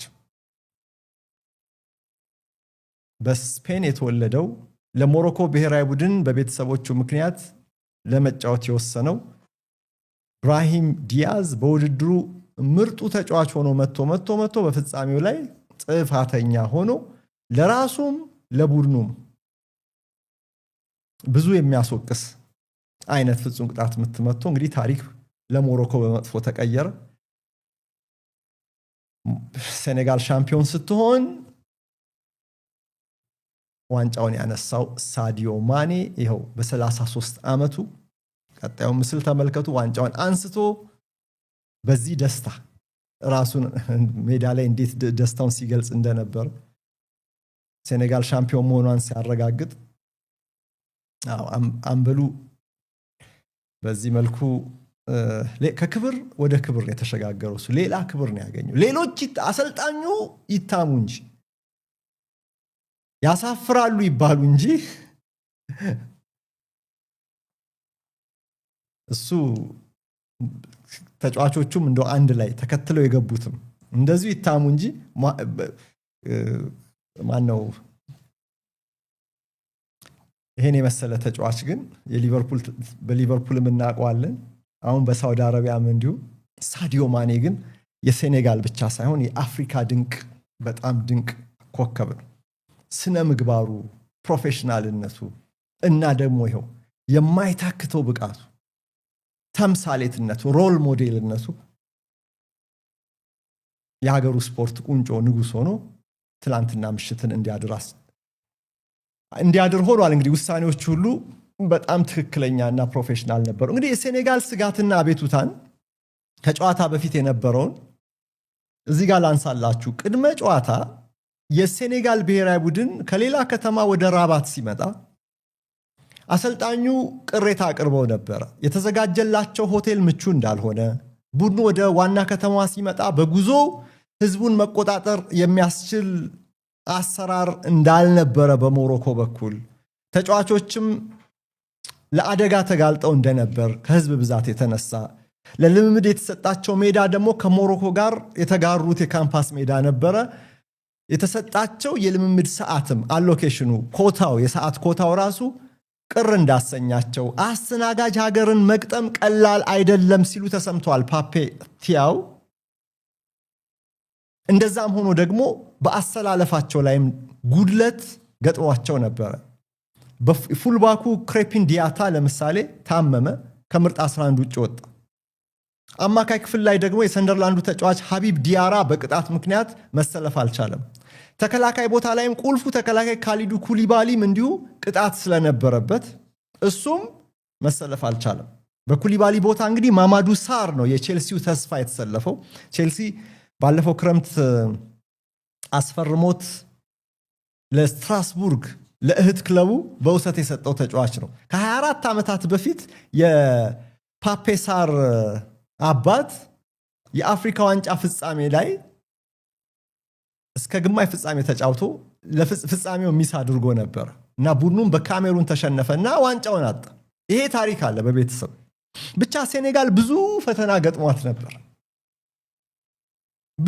ገጥሟት ነበር ቡድኑም ቀድሞ ሞሮኮች እንደዚህ ያለ ሸፍጥ ያደረጉብን ነው ተገቢ አይደለም የሚል ድምጽ ማሰምቶ ነበር እንግዲህ ከጨዋታ በፊት የሆነ ስለሆነ ያንን መካድ አይቻልም አይደል ለመካድ ይከብዳል ግን ሞሮኮ በሌሎች በበርካቶች ግን ተሞግሳለች ደግሞ መስተንግዶ ድንቅ ነበር ተብሎ ሴኔጋሎች ግን አላማራቸውም ግማሽ ፍጻሜ ላይ ራሱ ከናይጄሪያ ጋር ስንጫወት የሆኑ ነገሮች ነበሩ ሸፍጦች ነበሩ ለምን ይሄን እንዳደረጉ አናቅም ሲሉ ነበር ሴኔጋላውያን እንግዲህ ያሰልጣኙ ሀፍረት ነው እዚህ ጋር መጠቀስ ያለበት ምንም እንኳን ከጨዋታው በኋላ ይቅርታ ቢጠይቁም ከድል በኋላ በትልልቅ ሰዎች ነው የተወቀሱት እና ከጨዋታው በኋላ የነበረው ጋዜጣዊ መግለጫ ላይ ራሱ በሞሮኮና ይገርማል በሞሮኮና በሴኔጋል ጋዜጠኞች አለመግባባት ምክንያት የእሳቸው ጋዜጣዊ መግለጫ ተሰረዘ። ጋዜጣዊ መግለጫ የሚሰጥበት አዳራሽ ውስጥ የሞሮኮም የሴኔጋልም ጋዜጠኞች አሉ። እዛ ጋዜጠኞቹ እንኳን ሊስማሙ አልቻሉ። ያው ምንም ቢሆን ለሀገር ታደላለህ እኮ አይደል? ሚዲያ በመጀመሪያ ለሀገሩ ይባላል፣ ግድ ነው። የሀገሩን ጥቅም ማስከበር አለበት እና በእግር ኳስም ከሆነ እዚህ ጋር ሀገሩ ከሴኔጋል ጋር ከተጫወተች አንድ የሞሮኮ ጋዜጠኛ ለሞሮኮ ነው ሊያደላ የሚችለው፣ የሴኔጋልም እንዲሁ እና በዛ ምክንያት የአሰልጣኙ ጋዜጣዊ መግለጫ ተሰረዘ። በኋላ ግን ለሌሎች ሚዲያዎች ግን ሰጥተዋል ቃለ ምልልስ እና እንዲህ አሉ። በመጀመሪያ ቆይ የሞሮኮን አሰልጣኝ የተናገሩት እሳቸው ጋዜጣዊ መግለጫ ላይ የተናገሩት ነገር አለ እና እዛ ላይም የሞሮኮ ጋዜጠኞች በቃ ሪዛይን አታረግም ወይ ሲሏቸው ነበር። እንግዲህ አስቡ፣ የዓለም ዋንጫ ግማሽ ፍጻሜ ተፋላሚ ናቸው እኛ አሰልጣኝ። በአፍሪካ እግር ኳስ ታሪክ ለዓለም ዋንጫ ግማሽ ፍጻሜ የደረሰ አንድም ብሔራዊ ቡድን የለም ከሞሮኮ በስተቀር። ይህንን ታሪክ የሰሩት እሳቸው ናቸው። ነገር ግን ዓርብ ዕለትም እንደነገርኳችሁ ዓርብ ዕለት በነበረው የሬዲዮ ፕሮግራሜ ላይ እንደገለጽኩላችሁ እሁድ ጠዋት እንደገለጽኩላችሁ በሰሜን አፍሪካ ሀገራት ለፍጻሜ ደርሶ መሸነፍ አሰልጣኝን ከስራ የማሰናበት ታሪክ አለው። ሚዲያው አይለቅህም። ግማሽ ፍጻሜ ላይ ብትሸነፍ ነው የሚሻለ መሰለኝ። ፍጻሜ ላይ ግድ ነው። በቃ ለፍጻሜ የደረሰ የሰሜን አፍሪካ ቡድን በተለይ ግብፅ፣ ቱኒሲያ፣ ሞሮኮ፣ አልጄሪያ፣ ሊቢያ እንኳን እግር ኳሱ ያን ያህል አይደለም። አሰልጣኝን ይሰይፋሉ። አሰልጣኝን በቃ ጠላት ነው የሚያደርጉት ለፍጻሜ ደርሶ የሚሸነፍ ከሆነ። ግን እኚህ ሰው አሁን ሪዛይን አድርጉ የተባሉት በዓለም ዋንጫ ላይ ታሪክ ሰርተዋል እና ስለ ሁኔታው ተጠይቀው ዋሊድ ሬግራጊ ምን አሉ? የሞሮኮ የሴኔጋል አቻቸው ለአፍሪካ እግር ኳስ ሀፍረት ነው ያሉት። አሰልጣኙ የሴኔጋሉን አሰልጣኝ ፓፔ ተጫዋቾችን አትጫወቱ ውጡ ማለታቸው አፍሪካን አያስከብርም፣ መጥፎ ምስል ነው ለአፍሪካ አሉ።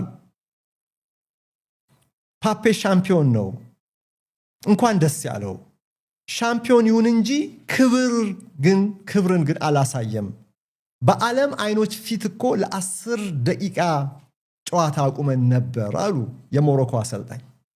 ስለሳቱት ፔናልቲ ደግሞ ተጠይቀው ሁኔታው ለብራሂም የሚመች አልነበረም፣ በዚያ መልኩ ፔናንካ መታው፣ በቃ መቀበል አለብን። ከአፍሪካ ሻምፒዮንነት 1 ደቂቃ ርቀት ላይ ደርሰን ነበር፣ ግን ነገሩ እግር ኳስ ነው። ሁልጊዜም እግር ኳስ ደግሞ ጨካኝ ነው። ያጣነው እድል ለአንዳንዶች የህይወት ዘመን እድል ነበር አሉ ሬግራጊ። የሴኔጋሉ አሰልጣኝ በበኩላቸው ጋዜጣዊ መግለጫውን ሰርዘዋል ብያቸዋለሁ። ከዛ በኋላ በሰጧቸው ለተለያዩ ሚዲያዎች በሰጧቸው ቃለ ምልልሶች ላይ ደግሞ እንዲህ አሉ። እግር ኳስን ይቅርታ ጠይቃለሁ ነው ያሉት። ፉትቦልን ይቅርታ ጠይቃለሁ። በነገሩ ላይ በጥሞና ካሰብኩኝ በኋላ ወደ ሜዳ እንዲመለሱ ተጫዋቾች አድርጌያለሁ። በጨዋታው ግለት መካከል እንዲህ አይነት ውሳኔ ልታሳልፍ ትችላለህ አሉ። እኔ አልቀበለውም ይሄን ሐሳብ። ይቅርታ ማለታቸው ጥሩ ነው፣ ግን ጨዋታው ቀጥሎ ሞሮኮ አስቆጥሮ ሞሮኮ ሻምፒዮን ቢሆን ኖሮ ደግሞ እንደገና ይህንን ነገር ማንሳታቸው አይቀርም ነበር። ይኸው ተበድለን መግባታችን ትክክል ነው ምናምን ሳይሉ አይቀሩም። ግን ምን አሉ? በነገሩት በጥሞና ካሰብኩበት በኋላ ተጫዋቾች እንዲገቡ አደረኩ። ማን ነው ተጫዋቾች እንዲገቡ ያደረገው?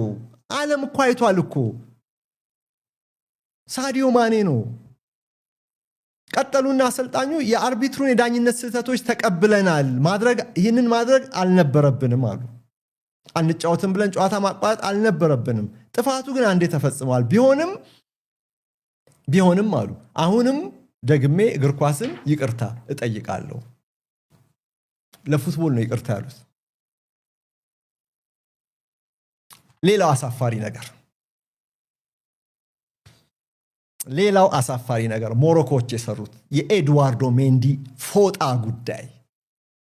መቼም ሴኔጋል የ2021 ሻምፒዮን ነው። ሴኔጋል እነዚህን የመሳሰሉ በአውሮፓ መድረክ ላይ የሚታወቁ ከዋክብትን ያሰባሰበ ቡድን መቼም በአጉል እምነት በዚህ በመተት በመሳሰሉት በአፍሪካ ውስጥ ባለ ቡዱ በሱ ነው ዋንጫዎች የሚያሸንፈው ተብሎ አይታሰብም። ምን እንደው ፎጣው ላይ ደግመዋል ብለው አሰቡ እንዴ? ድግምት ነገር ወይስ ምንድነው?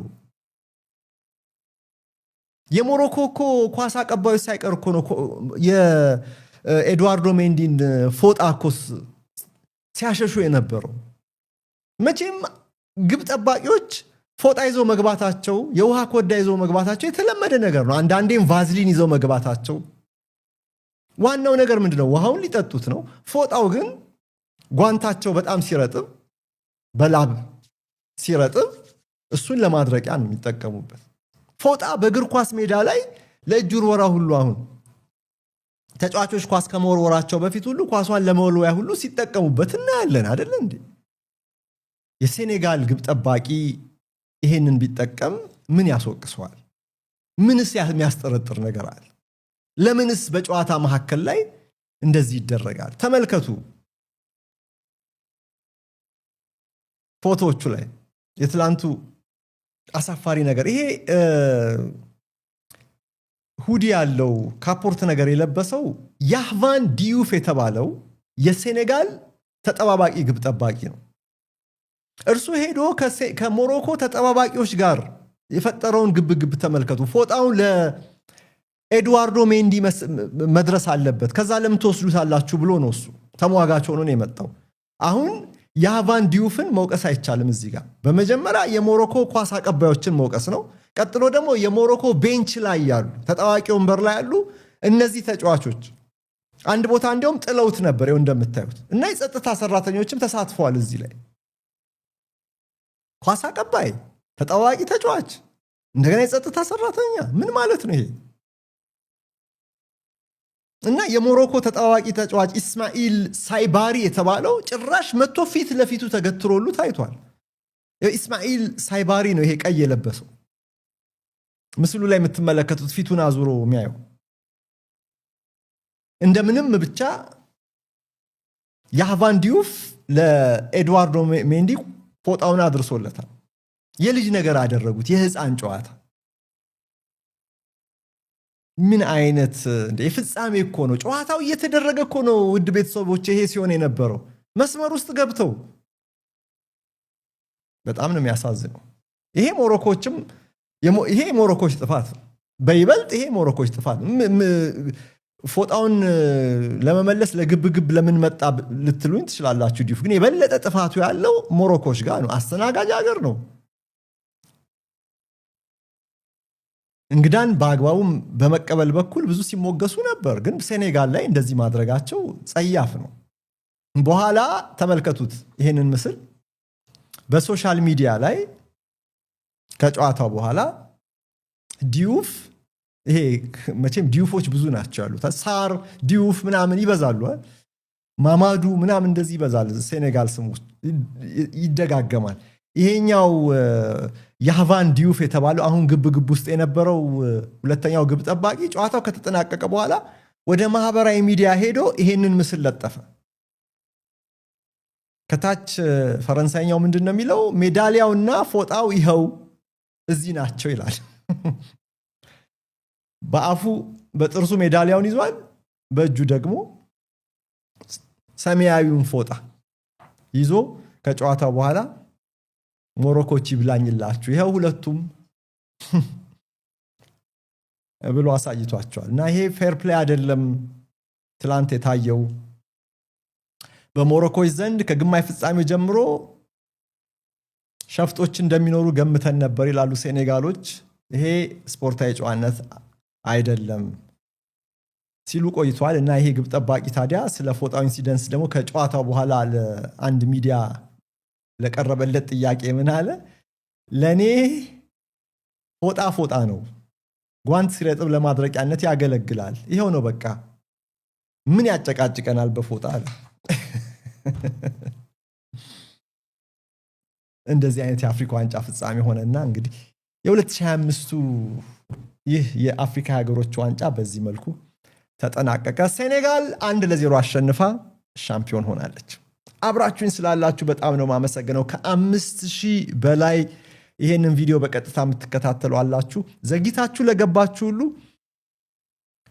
ሰላምታ ይድረሳችሁ በድጋሚ አመሰግናለሁ አብራችሁን ስላላችሁ በዚህ በመሸ ሰዓት ላይ አሁን እስቲ ወደ ጥያቄው ልሂድ ባካሪ ሳኛ የቀድሞ የአርሰናል እና የማንቸስተር ሲቲ የቀኝ መስመር ተከላካይ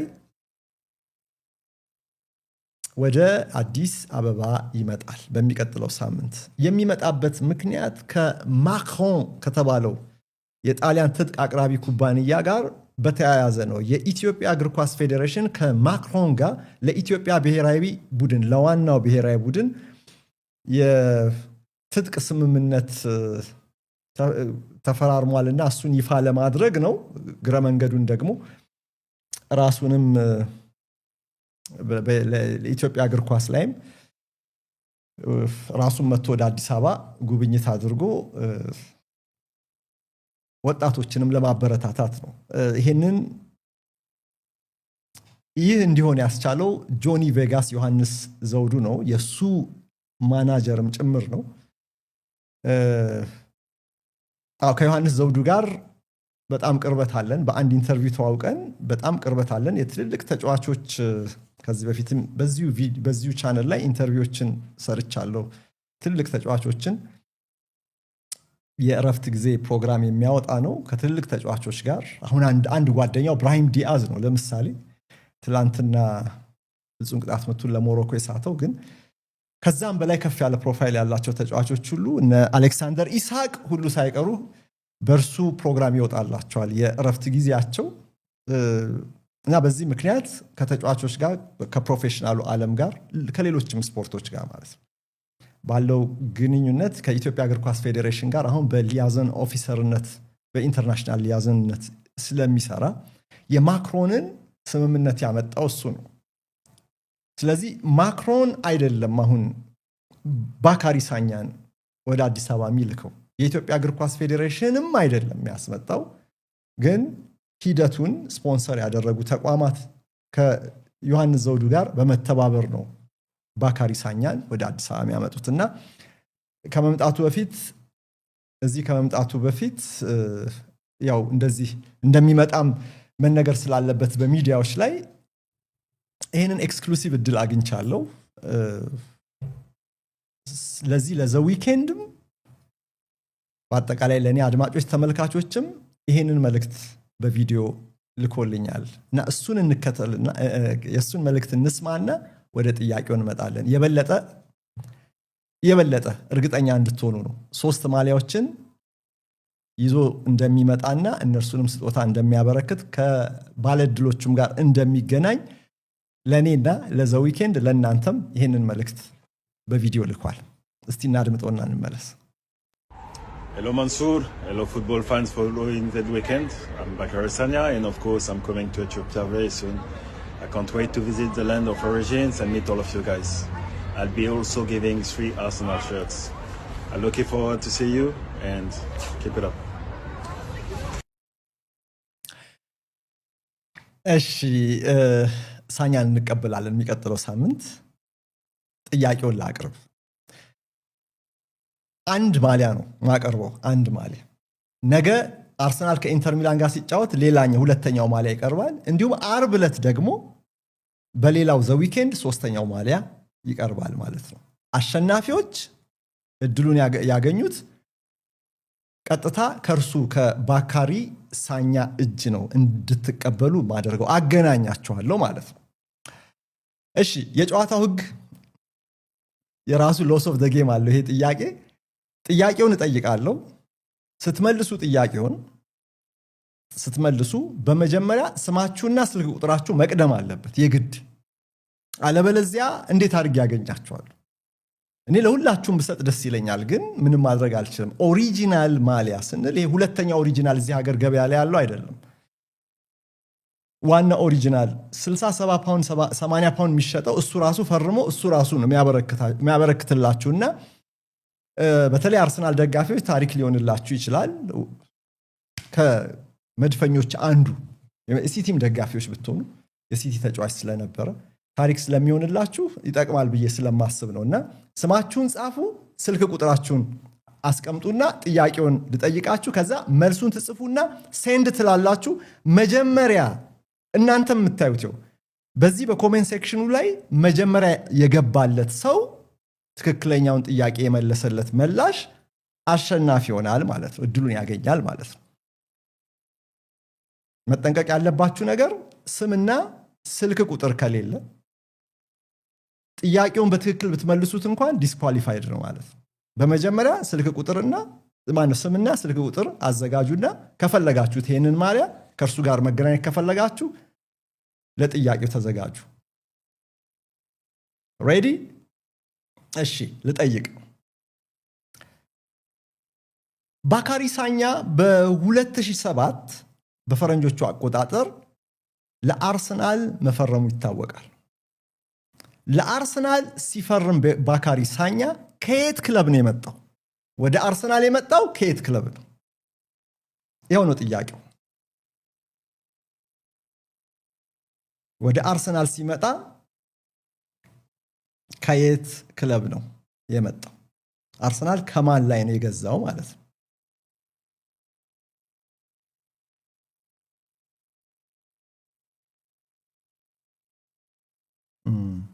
እሺ ነው ከማንቸስተር ሲቲ አይደለም ከአርሰናል ወደ ማንቸስተር ሲቲ ሄደ እንጂ ወደ አርሰናል ሲመጣ ከየትኛው የፈረንሳይ ክለብ ነው የመጣው ነው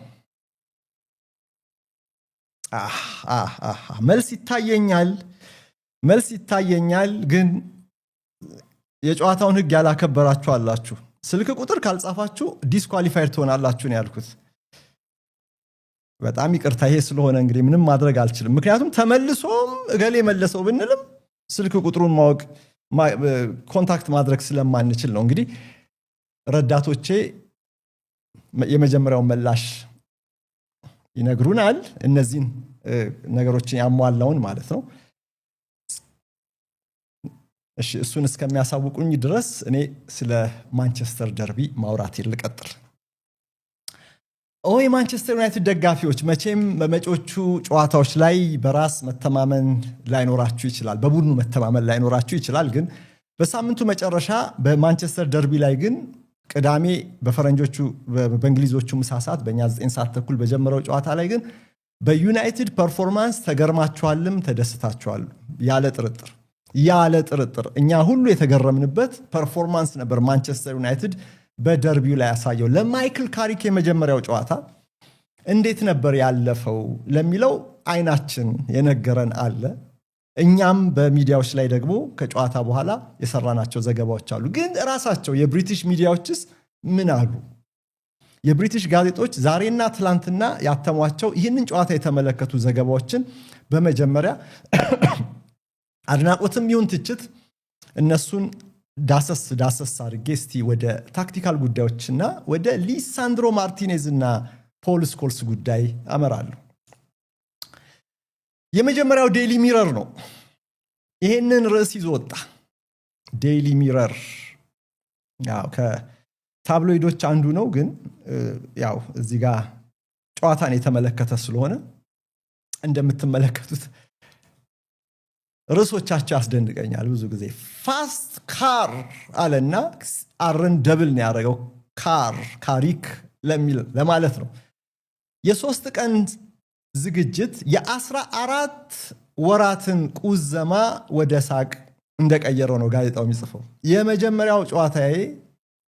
የመጀመሪያ ጨዋታዬ ከነዚህ በላይ ምርጥ እንዲሆን ቆይ ልድገምላችሁ የመጀመሪያ ጨዋታዬ ከዚህ በላይ ምርጥ እንዲሆን ልመኝ አልችልም አለ ማይክል ካሪክ ከጨዋታው በኋላ ጋዜጣው እንደጻፈው ግን እንደ አሰልጣኝ እናውራ አለ ካሪክ እንደ አሰልጣኝ እናውራ ሲቲ ድንቅ ነበር ስልታቸውን ቀየሩብን ስለዚህ እኛም ፕላን ቢ እና ፕላን ሲን ተግባራዊ አደረግን ብሏል ፕላን ቢ እና ፕላን ሲ ተቀያሪ ቅዶች ለአሸናፊነት እንዳበቃው ማይክል ካሪክ እንደገባበትን እንደጀመረው በጀመረበት ታክቲክ እንዳልጨረሰ ነው እዚህ ጋር ይገለጸው እና ዴይሊ ሚረር ፋስት ካር ያለው እንደ በፍጥነት ዩናይትድን አስተካከለው ነው። አንድ ጨዋታም ቢሆን የተስተካከለ ዩናይትድ ስለታየ ነው በፍጥነት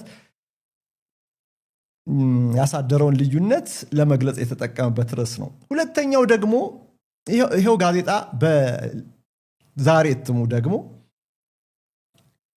ይህንን ገጽ ይዞ ወጥቷል። ተመልከቱ። ቶፕ ዶግስ ቦስድ ኢት ይላል። ማንን ለማድነቅ ነው? ቶፕ ዶግስ ለማለት ነው። በመጀመሪያ የበላይነት ይዘው ትልልቆቹ ጨዋታውን በበላይነት አጠናቀቁ ለማለት ነው። ጨዋታውን ዘወሩት ለማለት ነው።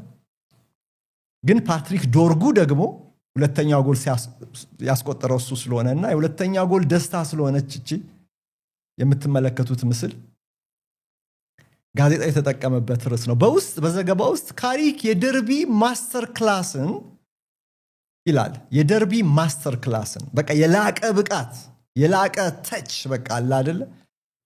የእርሱን ማስተር ክላስ ሲቲን አስምጦት ለዩናይትድ ቋሚ ቦታ ራሱን አስቀመጠ ይላል። ልብ በሉ። አሁን የማንቸስተር ደጋፊዎች እዚህ ጋር ነው ጥርጣሬ የሚገባቸው ማለት ማይክል ካሪክ ይቀጥል ወይ? ማይክል ካሪክ በቋሚነት ይቀጥል ወይ? ኧረ ቆይ በደንብ ይታይ ነው የሚሉት። መቼም በደንብ ይታይ ቆይ። ግን በመጀመሪያው ጨዋታ የብሪቲሽ ሚዲያ ተቻክሏል በጣም እና በደርቢው ማንቸስተር ሲቲን ረመረመና ካሪክ ለማንቸስተር ዩናይትድ ቋሚ ቦታ ራሱን አስቀመጠ ነው የሚለው ጋዜጣው። ቀጠለና በአስተያየት መቼም ሮም በአንድ ቀን አልተገነባችም፣ የሲቲን የዋንጫ ተስፋ ማደብዘዙ ለካሪክ መጥፎ አጀማመር እንዳልሆነ ግልጽ ነው ይላል። ቀጠለ አሁንም ጋዜጣው ዩናይትድ በካሪክ ሐሳብ እዚህ ጋር በቅኔ ነው የጻፈው። ዩናይትድ በማይክል ካሪክ ሐሳብ እንዲጸና ስክሪፕት ተሰጠው። ተጫዋቾች ደግሞ አንዲትም ስንኝ አንዲቷንም መስመር አልሳቱም ይላል። የተሰጠውን ስክሪፕት እንዳለ ነው ሜዳ ላይ ተግባራዊ ያደረገው ይላል። የጋዜጦች ችኮላ ቀጥሏል። ካሪክ በእርጋታው እንጂ በፈንጠዝያው አይታወቅም። ዶርጉ ካስቆጠረ በኋላ ግን ራሱን መቆጣጠር አልቻለም። በሜዳው ጠርዝ ላይ እጆቹን እንደ ቡጢ ወጥሮ ፈንጥዟል። ይህም እየተመለከቱት ለነበሩት ሰር ጂም ራድክሊፍ ስራውን ለኔ ስጡኝ የሚል መልእክት አስተላልፎበታል ይላል። ጋዜጦች ሁሉ ስለዚህ ጨዋታ ትንተና ሲጽፉ ስለ ካሪክ የአንድ ጨዋታም ቢሆን ሁኔታዎችን ለዋጭነት ሲዘግቡ ስለ ማንቸስተር ዩናይትድ ቋሚ ኮንትራትም ነበር አንድ ላይ እየጠቀሱ የሚጽፉት እና ማይክል ካሪክ ከኦልድ ትራፎርድ ደጋፊዎች የተገኘው ኢነርጂ ተጫዋቾችን እንዳነቃቃ ገልጿል። ኦልድ ትራፎርድ ሞቅ ብሎ ነበር፣ ቀዝቃዛ አየር ቢኖርም ደርቢ ነው። ምንም ቢሆን በደርቢ ላይ የሆነ ስሜት ይኖራል። ግን ደግሞ ዩናይትዶች ገና ሲጀምሩ ራሱ በአምስተኛ ማርሽ ነበር የጀመሩትና ደጋፊው ተነቃቅቷል። ያ ነገር አልተቋረጠም፣ ቀጠለ። ደቂቃ በደቂቃ በየ15 ደቂቃውን በፈለጋችሁት የጨዋታ ክፍልፋይ ብትከፋፍሉት ሁሉ የዩናይትድ የበላይነት ግራፍ ወደ ላይ እየወጣ እንጂ እየወረደ አልነበረም። ስለዚህ ኦልድ ትራፎርድ በዚህ ተነሳሳ፣ ኢነርጂው ለተጫዋቾቹ ደረሰ። ተጫዋቾችም ሞቲቬትድ ሆነው ጨዋታውን በአስደናቂ ብቃት አሸንፈው ሊወጡ ቻሉ ነው የሚሉ።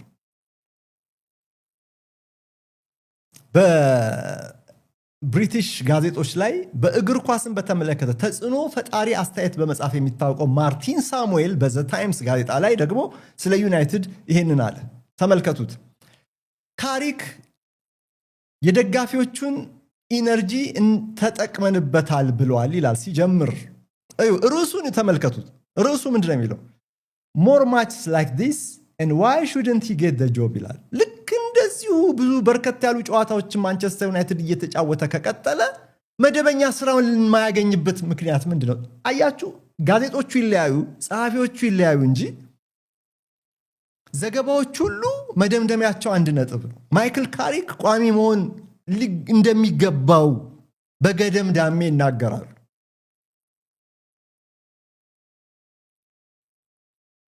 የኦልትራፎርድ ኢነርጂ ከምን ጊዜም በላይ ቡድኑ ተጠቅሞበታል ይላል ማርቲን ሳሙኤል።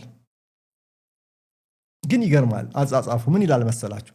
ሁልጊዜ ታላቅ መሆን አይችሉም ይላል። ሁልጊዜ የግድ የምንጊዜም ታላቅ መሆን አይገባቸውም ይላል። ነገር ግን ማንቸስተር ዩናይትድን መሆን ግን ይችላሉ አለ። ይሄን ማድረግ ነው የሚጠበቅባቸው። የምንጊዜም ኃያል ቡድን እንዲሆኑ አይጠበቅባቸውም። ወይም ደግሞ ሁልጊዜም በየጨዋታው ላይ ግሬት መሆን አይጠበቅባቸውም። እነዚህ ልጆች የሚጠበቅባቸው በካሪክ እየተመሩ ማንቸስተር ዩናይትድን መሆን ብቻ ነው ይላል። ቡድኑ በዚሁ ከቀጠለ ይላል ጋዜጠኛው ቋሚነቱ ለካሪክ የማይሆንበት ምክንያት አይኖርም። ዋይ ኖት ብሎ ይጠይቃል።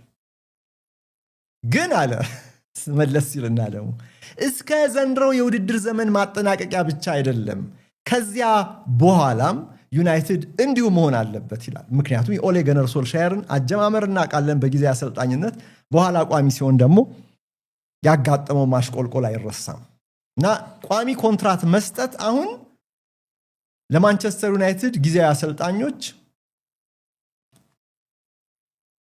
እርግጠኝነትን አያስከትልም በደጋፊው ዘንድ።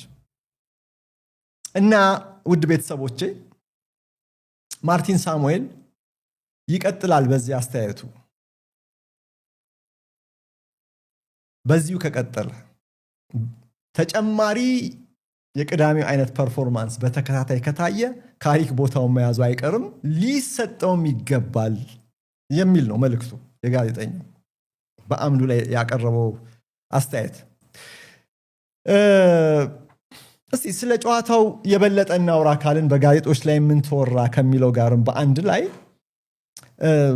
ያው ያልተጠበቀ የበላይነት ስለነበረ ማንቸስተር ዩናይትድ ያሳየው ጋዜጦች እዚህ ላይ ነው ትኩረት ያደረጉት። ያ ባይሆን ነው የሚገርመው። እስቲ ተመልከቱት ይህንን ጋዜጣ ለምሳሌ ዘ ታይምስ ስለ ከጨዋታ በኋላ ስላለው ስለሚከተሉ ግጥሚያዎች ስለሚከተሉ ልምምዶች ሁሉ በሰፊው ዘግቧልና ግን ቆይ ይሄንን የምትመለከቱት አስገራሚ ስታት እዩት። በመጀመሪያ ቆይ በማንቸስተር ዩናይትድ ይቅርታ ማንቸስተር ሲቲ ብዙ ኦን ታርጌት ሙከራዎች የተሞከሩበት በሶስት አዌይ ጨዋታዎች ላይ ነው። ማንቸስተር ዩናይትድ 7 ኦን ታርጌት ነው የሞከረበት። ሲቲ 1 ኦን ታርጌት ብቻ ሞክሮ ነው የጨረሰው ጨዋታውን። ልክ ብራይተን እና ፉልሃም ብራይተን ብቻ ነው እንጂ ልክ የዩናይትድ ያህል 7 ኦን ታርጌት የሞከረው ግን እዛ ላይም ተሸንፏል። በብራይተን በማን ዩናይትድም ተሸንፏል። ይበልጥ ሲከፋፈት ሲቲ የመሸነፍ ዕድሉ እንዴት ሰፊ እንደሆነ ተመልከቱ።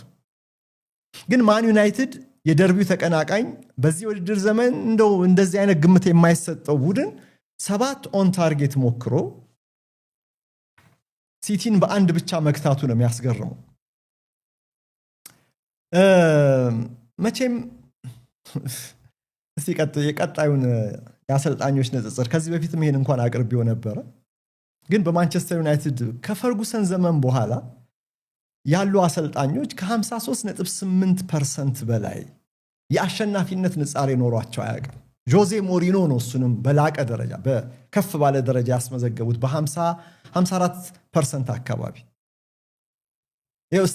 ንጽጽሩ እንደሚያሳየው የአሰልጣኞች ንጽጽር እንደሚያሳየው አያችሁት። አሞሪም ከሁሉም ያነሰ 31.9% በማያስገርም ሁኔታ 32% ገደማ የአሸናፊነት ንጻሬ ይዘው ነው የተሰናበቱ። ራኒክ ነበሩ እሳቸውም በሁለተኝነት 41.7%። የፈርጉሰን ከሁሉም ይልቃል። የጆዜ ሞሪኖ ይቀጥላል። ኤሪክ ቴን ሃግ የተሻሉ ነበሩ።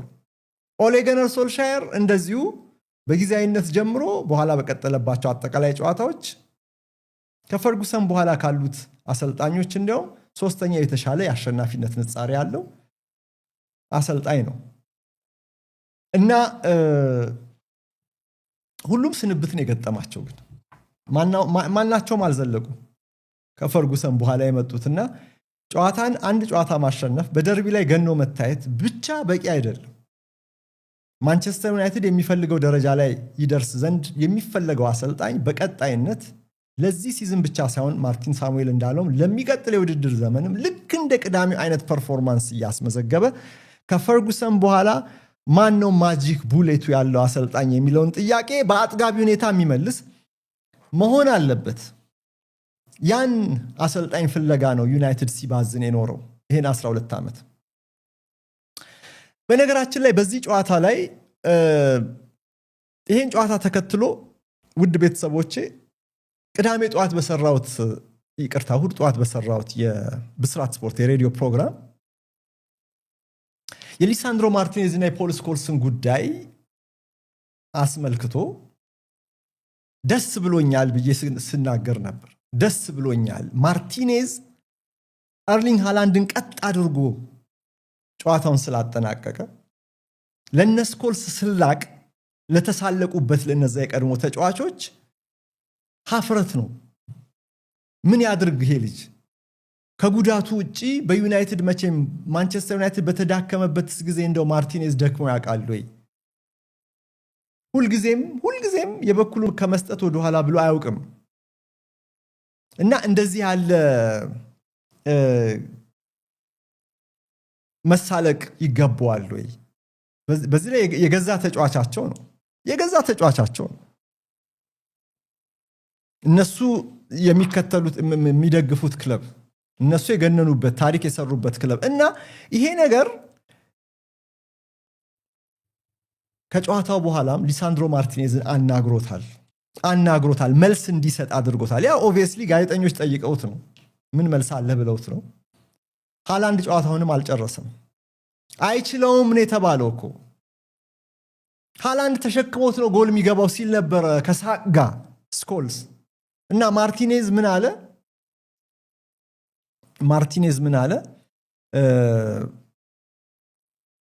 ስኮልስ የፈለገውን መናገር ይችላል። ጋዜጦቹ ላይ እንደምታዩት ነው። የእርሱ ንግግር በትልቅ ርዕስነት ነው የወጣው። ስኮልስ የፈለገውን መናገር ይችላል። ቀድሞም ነግሬው ነበር እኮ እኔን መተቸት ከፈለገ ወደ ቤቴም ይሁን ወደ ፈለገበት፣ እኔ የትም ቦታ ይሁናል፣ ወደ ቤቴም ይሁን ወደ ፈለገበት መጥቶ ሊነግረኝ ይገባል። ሁሉም በቴሌቪዥን ማውራት ይችላል፣ ግን ፊት ለፊት ስታገኛቸው ማንም ምንም አይልም ይላል። ማንም ምንም አይልም፣ ምንም አይናገርም። ለኔ ምንም ይበላል፣ ግድ አይሰጠኝም። ትኩረቴ መሆን ያለበት ፐርፎርማንስ ላይ ነው። እስቲ ቴክኒሻናችን ቀጥሎ ያለውን የሊሳንድሮ ማርቲኔዝ እና የፖል ስኮልስን የተመለከተ ጋዜጣ እሱን ብታሳይን። ቀጥሎ ያለውን ለኔ ምንም ይበል ግድ አይሰጠኝም፣ ትኩረቴ መሆን ያለበት ፐርፎርማንስ ላይ ብቻ ነው። ለቡድኔ እስከ መጨረሻው ቀን ድረስ የቻልኩትን ሁሉ እሰጣለሁ አለ። ስለ ማይክል ካሪክም ተጠይቆ ስለ ማይክል ታሪክም ተጠይቆ በእነዚህ ዘገባዎች ላይ እንደሰፈረው ምን አለ መሰላችሁ? ካሪክም በተመለከተ እንግሊዘኛውን ቀጥታ ልጠቀምበት። ሶ ዲፍረንት ሜንታሊቲ ዲፍረንት ጋይ ብሎታል። የተለየ ሰው ነው፣ የተለየ ስነ አእምሮ ያለው ነው፣ እንዲሁም የተለየ አቀራረብ ነው ያለው ብሏል። እንግዲህ ከሩበን አሞሪም ጋር ያለውን ንጽጽር ሲገልጽ አሞሪምን አልወቀሰም፣ ግን የካሪክ ለየት ያለ እንደሆነ እዚህ ጋር ለወጥ ያለ እንደሆነ ከአሞሪም ይልቅ ገልጾታል። እንግዲህ ለስኮልስ መልስ ሰጥቶታል። ያው አፈን ዝጋ ነው፣ ሌላ ምንም አይደለም።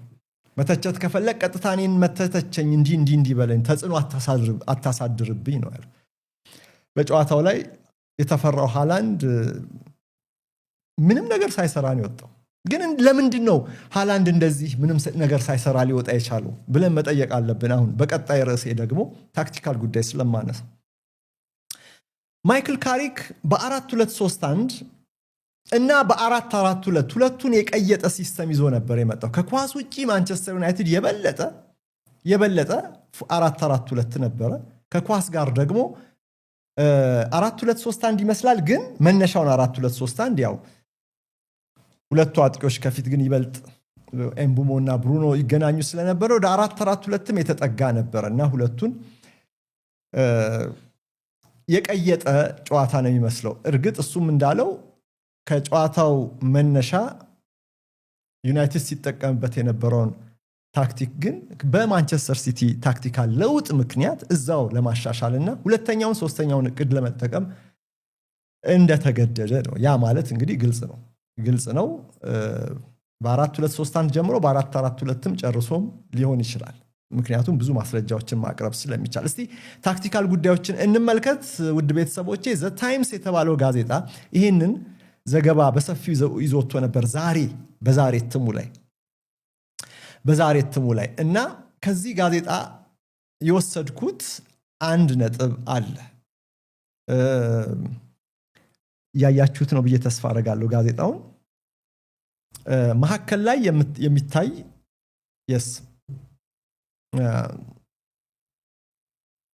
በዩናይትድ ተጫዋቾች ዘንድ ያለውን ፍላጎት ማደግ በተመለከተ ብዙ ብሏል ይሄ ጋዜጣ። ግን ሁለተኛው ኮለም ላይ ከላይ የተሰሩትን ሁለት ዲያግራሞችን ቀረብ አድርጌ ላሳያችሁ እና እዛ ላይ ልዩነቱን እንመልከት። በአሞሪም እና በአሞሪም የመጨረሻ ጨዋታ ከሊድስ ጋር እና በካሪክ ደግሞ በዚህ የማንቸስተር ደርቢ ላይ እያንዳንዱ ተጫዋች ኳስ የነካበት አማካይ ቦታ አማካይ ፖዚሽን የቱ ጋር እንደነበረ ነው ይሄ በትንሹ የሚያሳየው። አጉልተን ቆርጠን ያወጣ ነው ምስል የሚያሳየውና እዚህ ላይ እንደምታዩት እያያችሁት ነው ብዬ ተስፋ አደርጋለሁ። አለበለዚያ ጋዜጣው ከላይ በትንሹ ይታያቸዋል። ጋዜጣው ሙሉን ስትመለከቱት ኦኬ እሺ ላብራራው ግድ የለም። ብሩኖ እና ኤምቡሞ ያሉበትን ቦታ ብትመለከቱ በቅዳሜው ጨዋታ ላይ እንደውም የብሩኖ አማካይ ቦታ ወደፊት ጠጋ ይላል ከኤምቡሞ ይልቅ።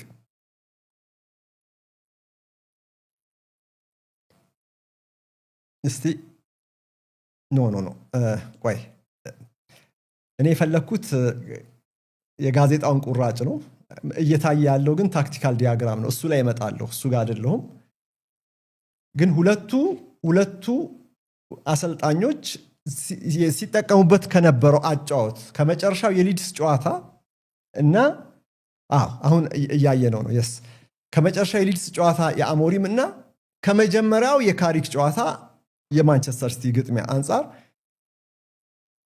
የተጫዋቾች አማካይን ቦታ ብትመለከቱ አሁን 5 ተጫዋቾች በአማካይ 5 ተጫዋቾች በማንቸስተር ዩናይትድ የበለጠ የተጋጣሚ ግማሽ ሜዳ ላይ ይታያሉ። ብሩኖ፣ ኤምቡሞ፣ ዲያሎ፣ ዶርጉ፣ ሜኑ። አሁን ልዩነቱ ምንድነው? ዶርጉና ዲያሎ ክንፉን ግራና ቀኙን ይዘው እንደተጫወቱ ዲያሎ የበለጠ ወደፊት ተጠግቶ እንዲያውም ተነጥሎ እንደወጣ ሲያጠቃ እንደነበረ ያሳያል። የአሞሪምን ታክቲክ ደግሞ ካያችሁት የክንፍ ተጫዋች የለውም። ዊንግ ባኮቹም መሀከል ላይ አጥበው ነው የምታዩቸው። የሚያጠቁ ዊንገሮች የሏቸው። ሁለቱ ዊንገሮች ማይክል ካሪክ ደፍረው ወደፊት ተጠግተው እያጠቁ እንዲጫወቱ እንዳደረገ ነው የሚያሳየው። አማካይ ቦታ ዶርጉና ዲያሎን ስታዩ ከሊድስ ጋር በነበረው ጨዋታ ይቅርታ ዶርጉ በቀኝ መስመር ክንፍ ተጫዋችነት ስለነበረ ነው ወደ ላይ ተጠጋው እንጂ በዊንግ ባክነቱ አልነበረም የተሰለፈው። ዳሎና ሾው ናቸው ዊንግ ባክ ሆነው እዚህ ጋር የተሰለፉ። ዳሎና ሾው ደግሞ ከተጋጣሚው ግማሽ ሜዳ ይልቅ በራሳቸው ግማሽ ሜዳ ላይ ነው ብዙ የቆዩት። ወደዚህ ተመቷል። ይኸው አማካይ ፖዚሽናቸውን ስታዩ በካሪ ግን በፉልባኮቹ ዊንግ ባክ የለውም ይሄ ቡድን። በፉልባኮቹ በሾውና በዳሎ መከላከል፣ በዊንገሮቹ ደግሞ ይበልጥ ማጥቃት ላይ የተመሰረተ እንደሆነ እናያለን። ከሁሉም ደግሞ እዚህ ጋር ለየት ብሎ የሚታየው የኡጋርቴ እና የካሴሚሮ እንዲሁም የማይኒው እና የካሴሚሮን ፖዚሽን ደግሞ እዩት። እዚህ ጋር ማይክል ካሪክ ያደረገው ካሴሚሮ የበለጠ በማርቲኔዝ እና በማጓየር መካከል የሚከፈተውን ርቀት በፊት ለፊት ስክሪን በማድረግ በመሸፈን ማለት እንደ መጋረጃ እንደ ተከላካይ አማካይ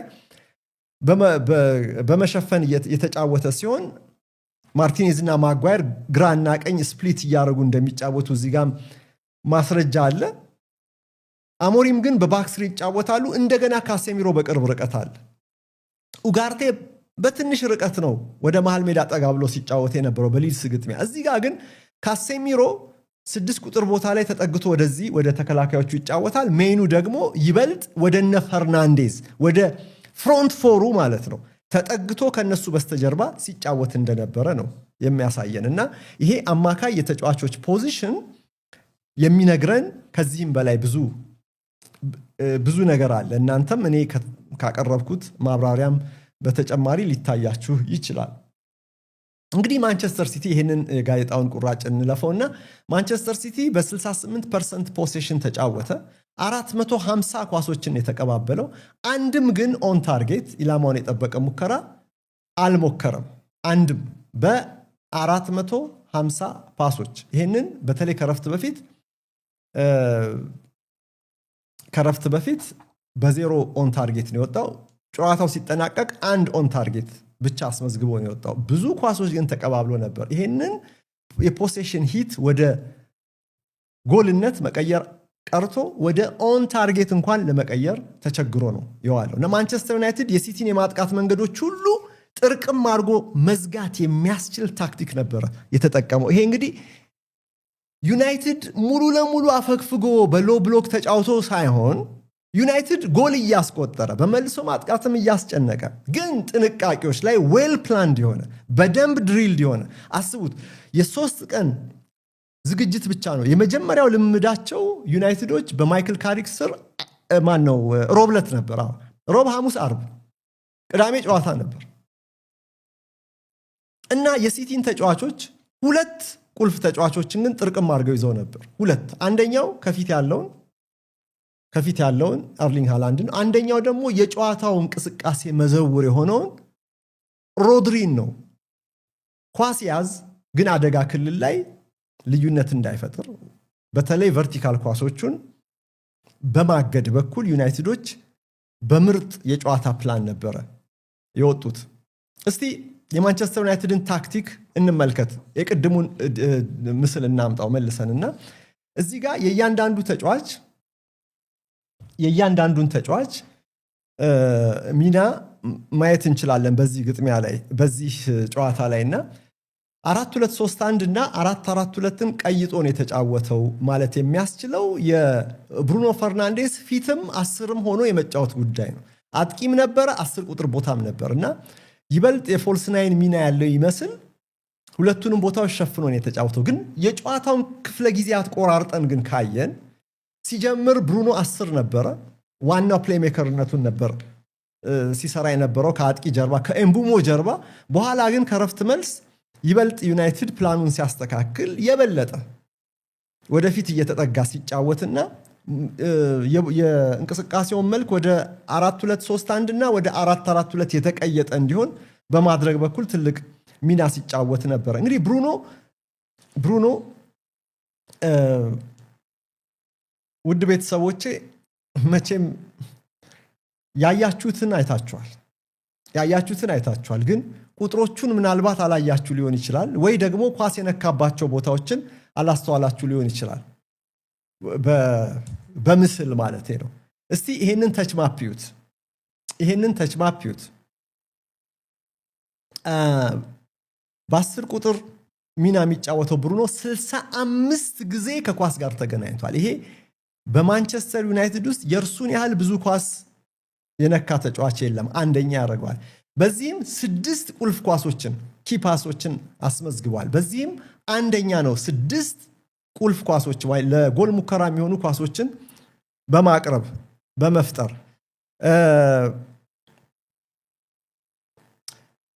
እንዲሁም 46 ኳሶችን አቀብሏል። በዚህም በዩናይትድ አንደኛ ነው። ይሄን ያህል ኳስ ያቀበለ የለም።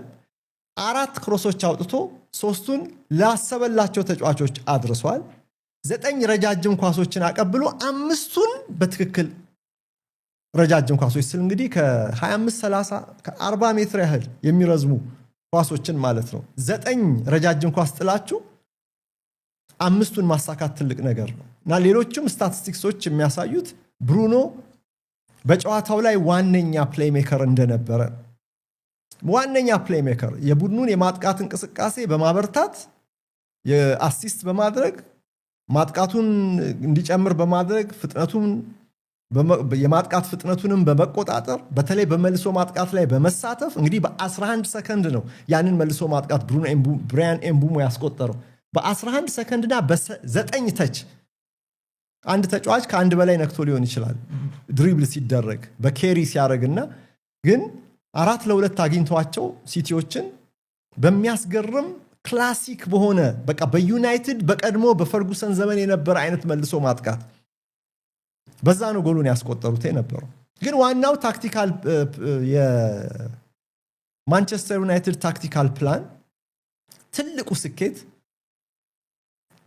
ስኬት ማንቸስተር ሲቲ ያቅሙን ያህል እንዳይጫወት ማድረግ መቻላቸው ነው ሮድሪ ብዙ ኳሶች ሮድሪ ከ100 በላይ አይ ቲንክ 116 ኳሶችን ነክቷል 116 ጊዜ ያቀበላቸው ኳሶች ግን አብዛኛዎቹ ስኩዌር ፓስስ ነበሩ ወደ ጎን ወደፊት የሚጣሉ ኳሶች በተለይ በአደገኛ ክልል ላይ የሚያቀብላቸው ኳሶች የተገደቡ ነበሩ በራሱ ግማሽ ሜዳ ላይ ወዴትም ሊያቀብል ይችላል በማንቸስተር ዩናይትድ ግማሽ ሜዳ ላይ ግን ለውጥ ምንድነው ውጤት እንዳያመጣ የቡድኑን ማጥቃት ሊገድብ በሚችል መልኩ ዩናይትዶች ሮድሪን ቀጥ አድርገውት ነበር በተለይ በሁለቱ ተጫዋቾች በኤምቡሞና በብሩኖ የሮድሪ ዞኖች ሁሉ ሲሸፈኑ ነበር አርሊንግ ሃላንድ ጋር ደግሞ ኳስ የሚደርሰው መቼም የዩናይትድ ቢልዳፕ ወደፊት ፕሮግረስ ሲያደርግ ነው አይደለ የዩናይትድ ቢልዳፕ ፕሮግረስ ሲያደርግ መሃል ሜዳውን በተለይ በሚያልፍበት ጊዜ የሲቲ ቢልዳፕ ፕሮግረስ በሚያደርግበት ጊዜ እና በማንቸስተር ዩናይትድ ግማሽ ሜዳ በሚገባበት ጊዜ የዩናይትድ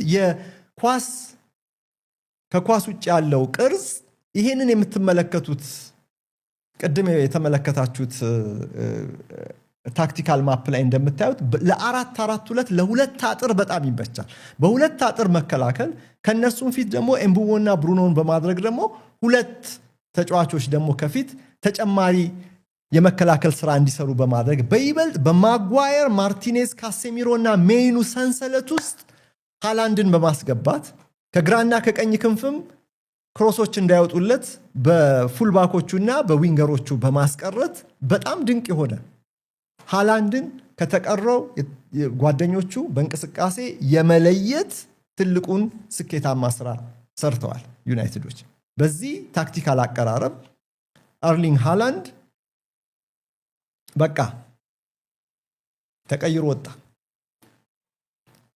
ፔፕ ጋርዲዮላ እንዲያውም ደክሞታል ስለዚህ በነገው ጨዋታ ነገ በቻምፒየንስ ሊግ ግጥሚያ ያለበት ወደ ቦዶ ግሊምት ይሄዳል ነገ ምሽት በኖርዌይ ኖርዝ ፖል ሰሜን ዋልታ ላይ በምትገኘው ከተማ ሲቲ ይጫወታል ካሁኑ ጋርዲዮላ ብዙም የተመቸው አይመስልም ምክንያቱም ፕላስቲክ ሜዳ ላይ ነው ጨዋታው ይሄ ምንድነው አርቲፊሻል ሲንቴቲክ ሜዳ ላይ ነውና በሳር ላይ ስትጫወትና በሲንቴቲክ ሜዳ ላይ ስትጫወት ያለው የኳስ እንቅስቃሴ አመጣጠሩ የኳሱ ፍጥነት አንድ አይነት አይደለምና እነ ጋርዲዮላ አይወዱትም ግን ከጨዋታው በፊት የግድ እዛ ሜዳ ላይ ልምምድ መስራት አለብን ብሏል ግን በነገው በዚህ ጨዋታ ወደ ኖርዌይ ተጉዞ በሚያከናውኑት የቻምፒየንስ ሊግ ግጥሚያ ላይ አርሊንግ ሃላንድ ያርፋል ብሏል ደክሞታል ብሏል ሃላንድ ከደከመውማ ሲቲ ከሌሎች ተጫዋቾች ጎልን ማስቆጠር አለበት ማለት ነው ሃላንድ ጎል ማስቆጠር ባቆመበት ሰዓት ነው እንግዲህ ብዙ የውጤት መንኮታኮት እየገጠመው የሚገኘው ፔፕ ጋርዲዮላ እንግዲህ ውድ ቤተሰቦቼ በዚህ የኮቢ ሜይኑ ፐርፎርማንስ በታክቲኩ ረገድ በጣም አስደናቂ ሆኖ ከትላንትና በስቲያ በዩናይትድ በኩል ጨዋታው በአሸናፊነት የተጠናቀቀው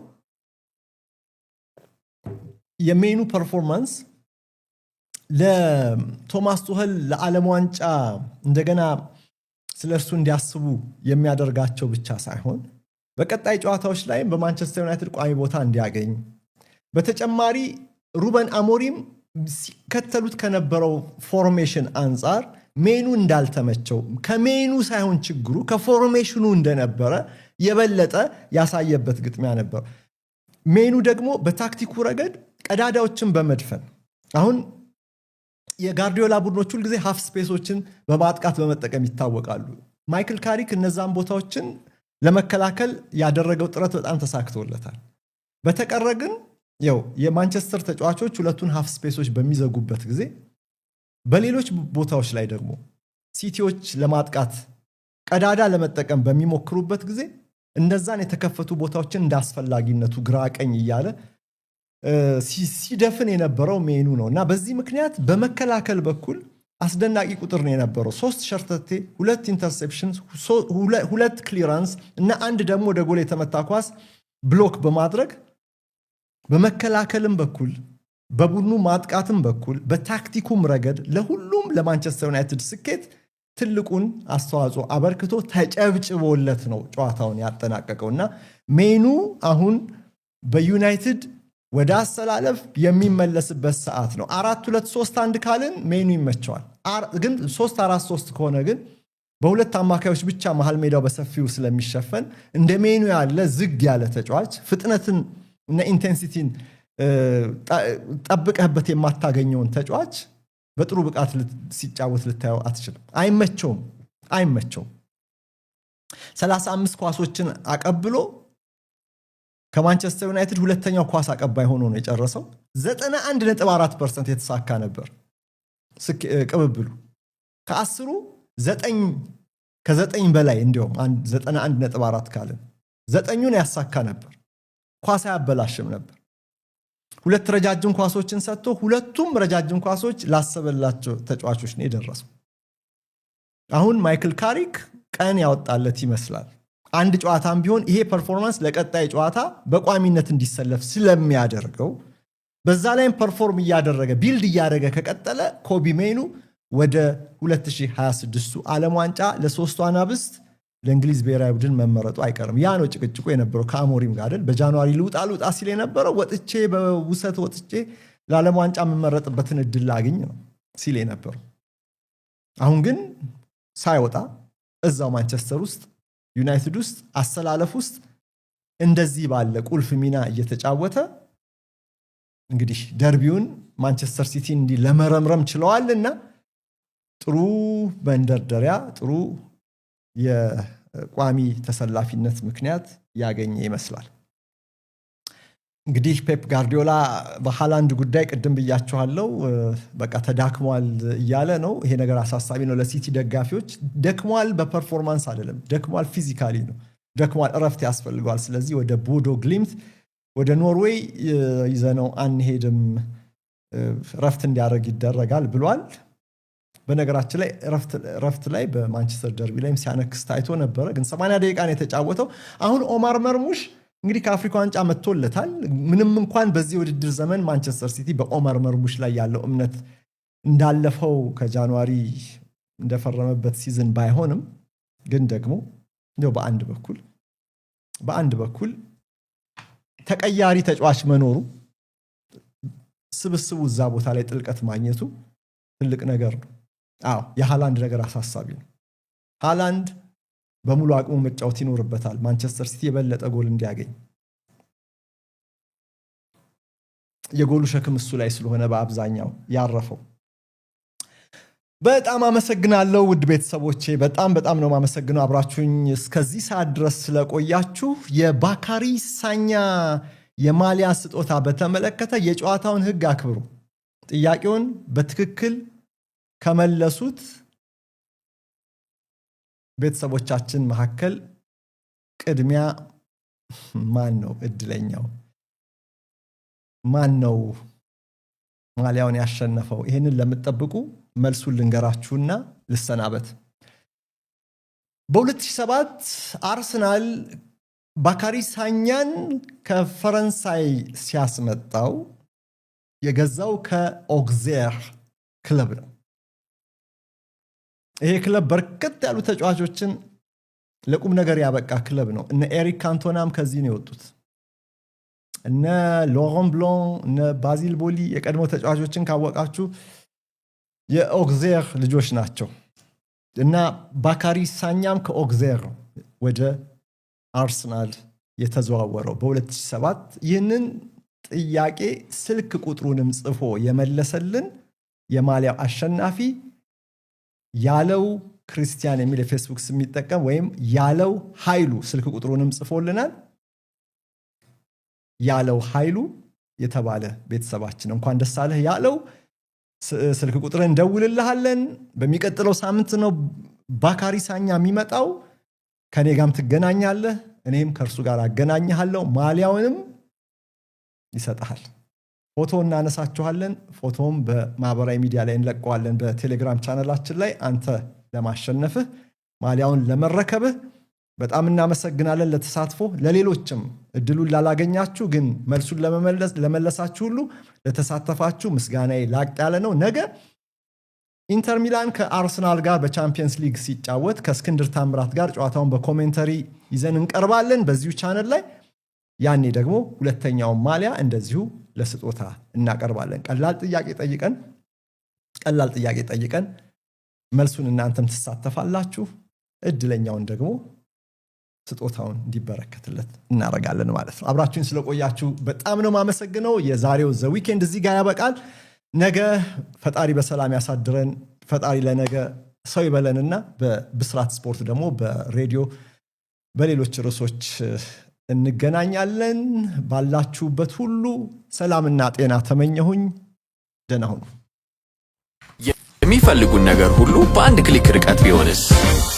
ፈጥኖ የሚደርስ የልብ የሚያደርስ የሚፈልጉትን በክሊክ ማሰስ ትልቁንም ትንሹንም ሁልጊዜ ክሊክ በሩ ላይ ፈጥኖ የሚደርስ ያላባዜ ይሸመቱ ሁሉንም አስቤዛ በሮት ላይ ያገኙታል እንደዋዛ። ለማንኛውም ነገር መኪና እንኳን ሳይቀር ይዘዙ። በክሊክ ዓለምን ወደ እርሱ ያስጠጉ።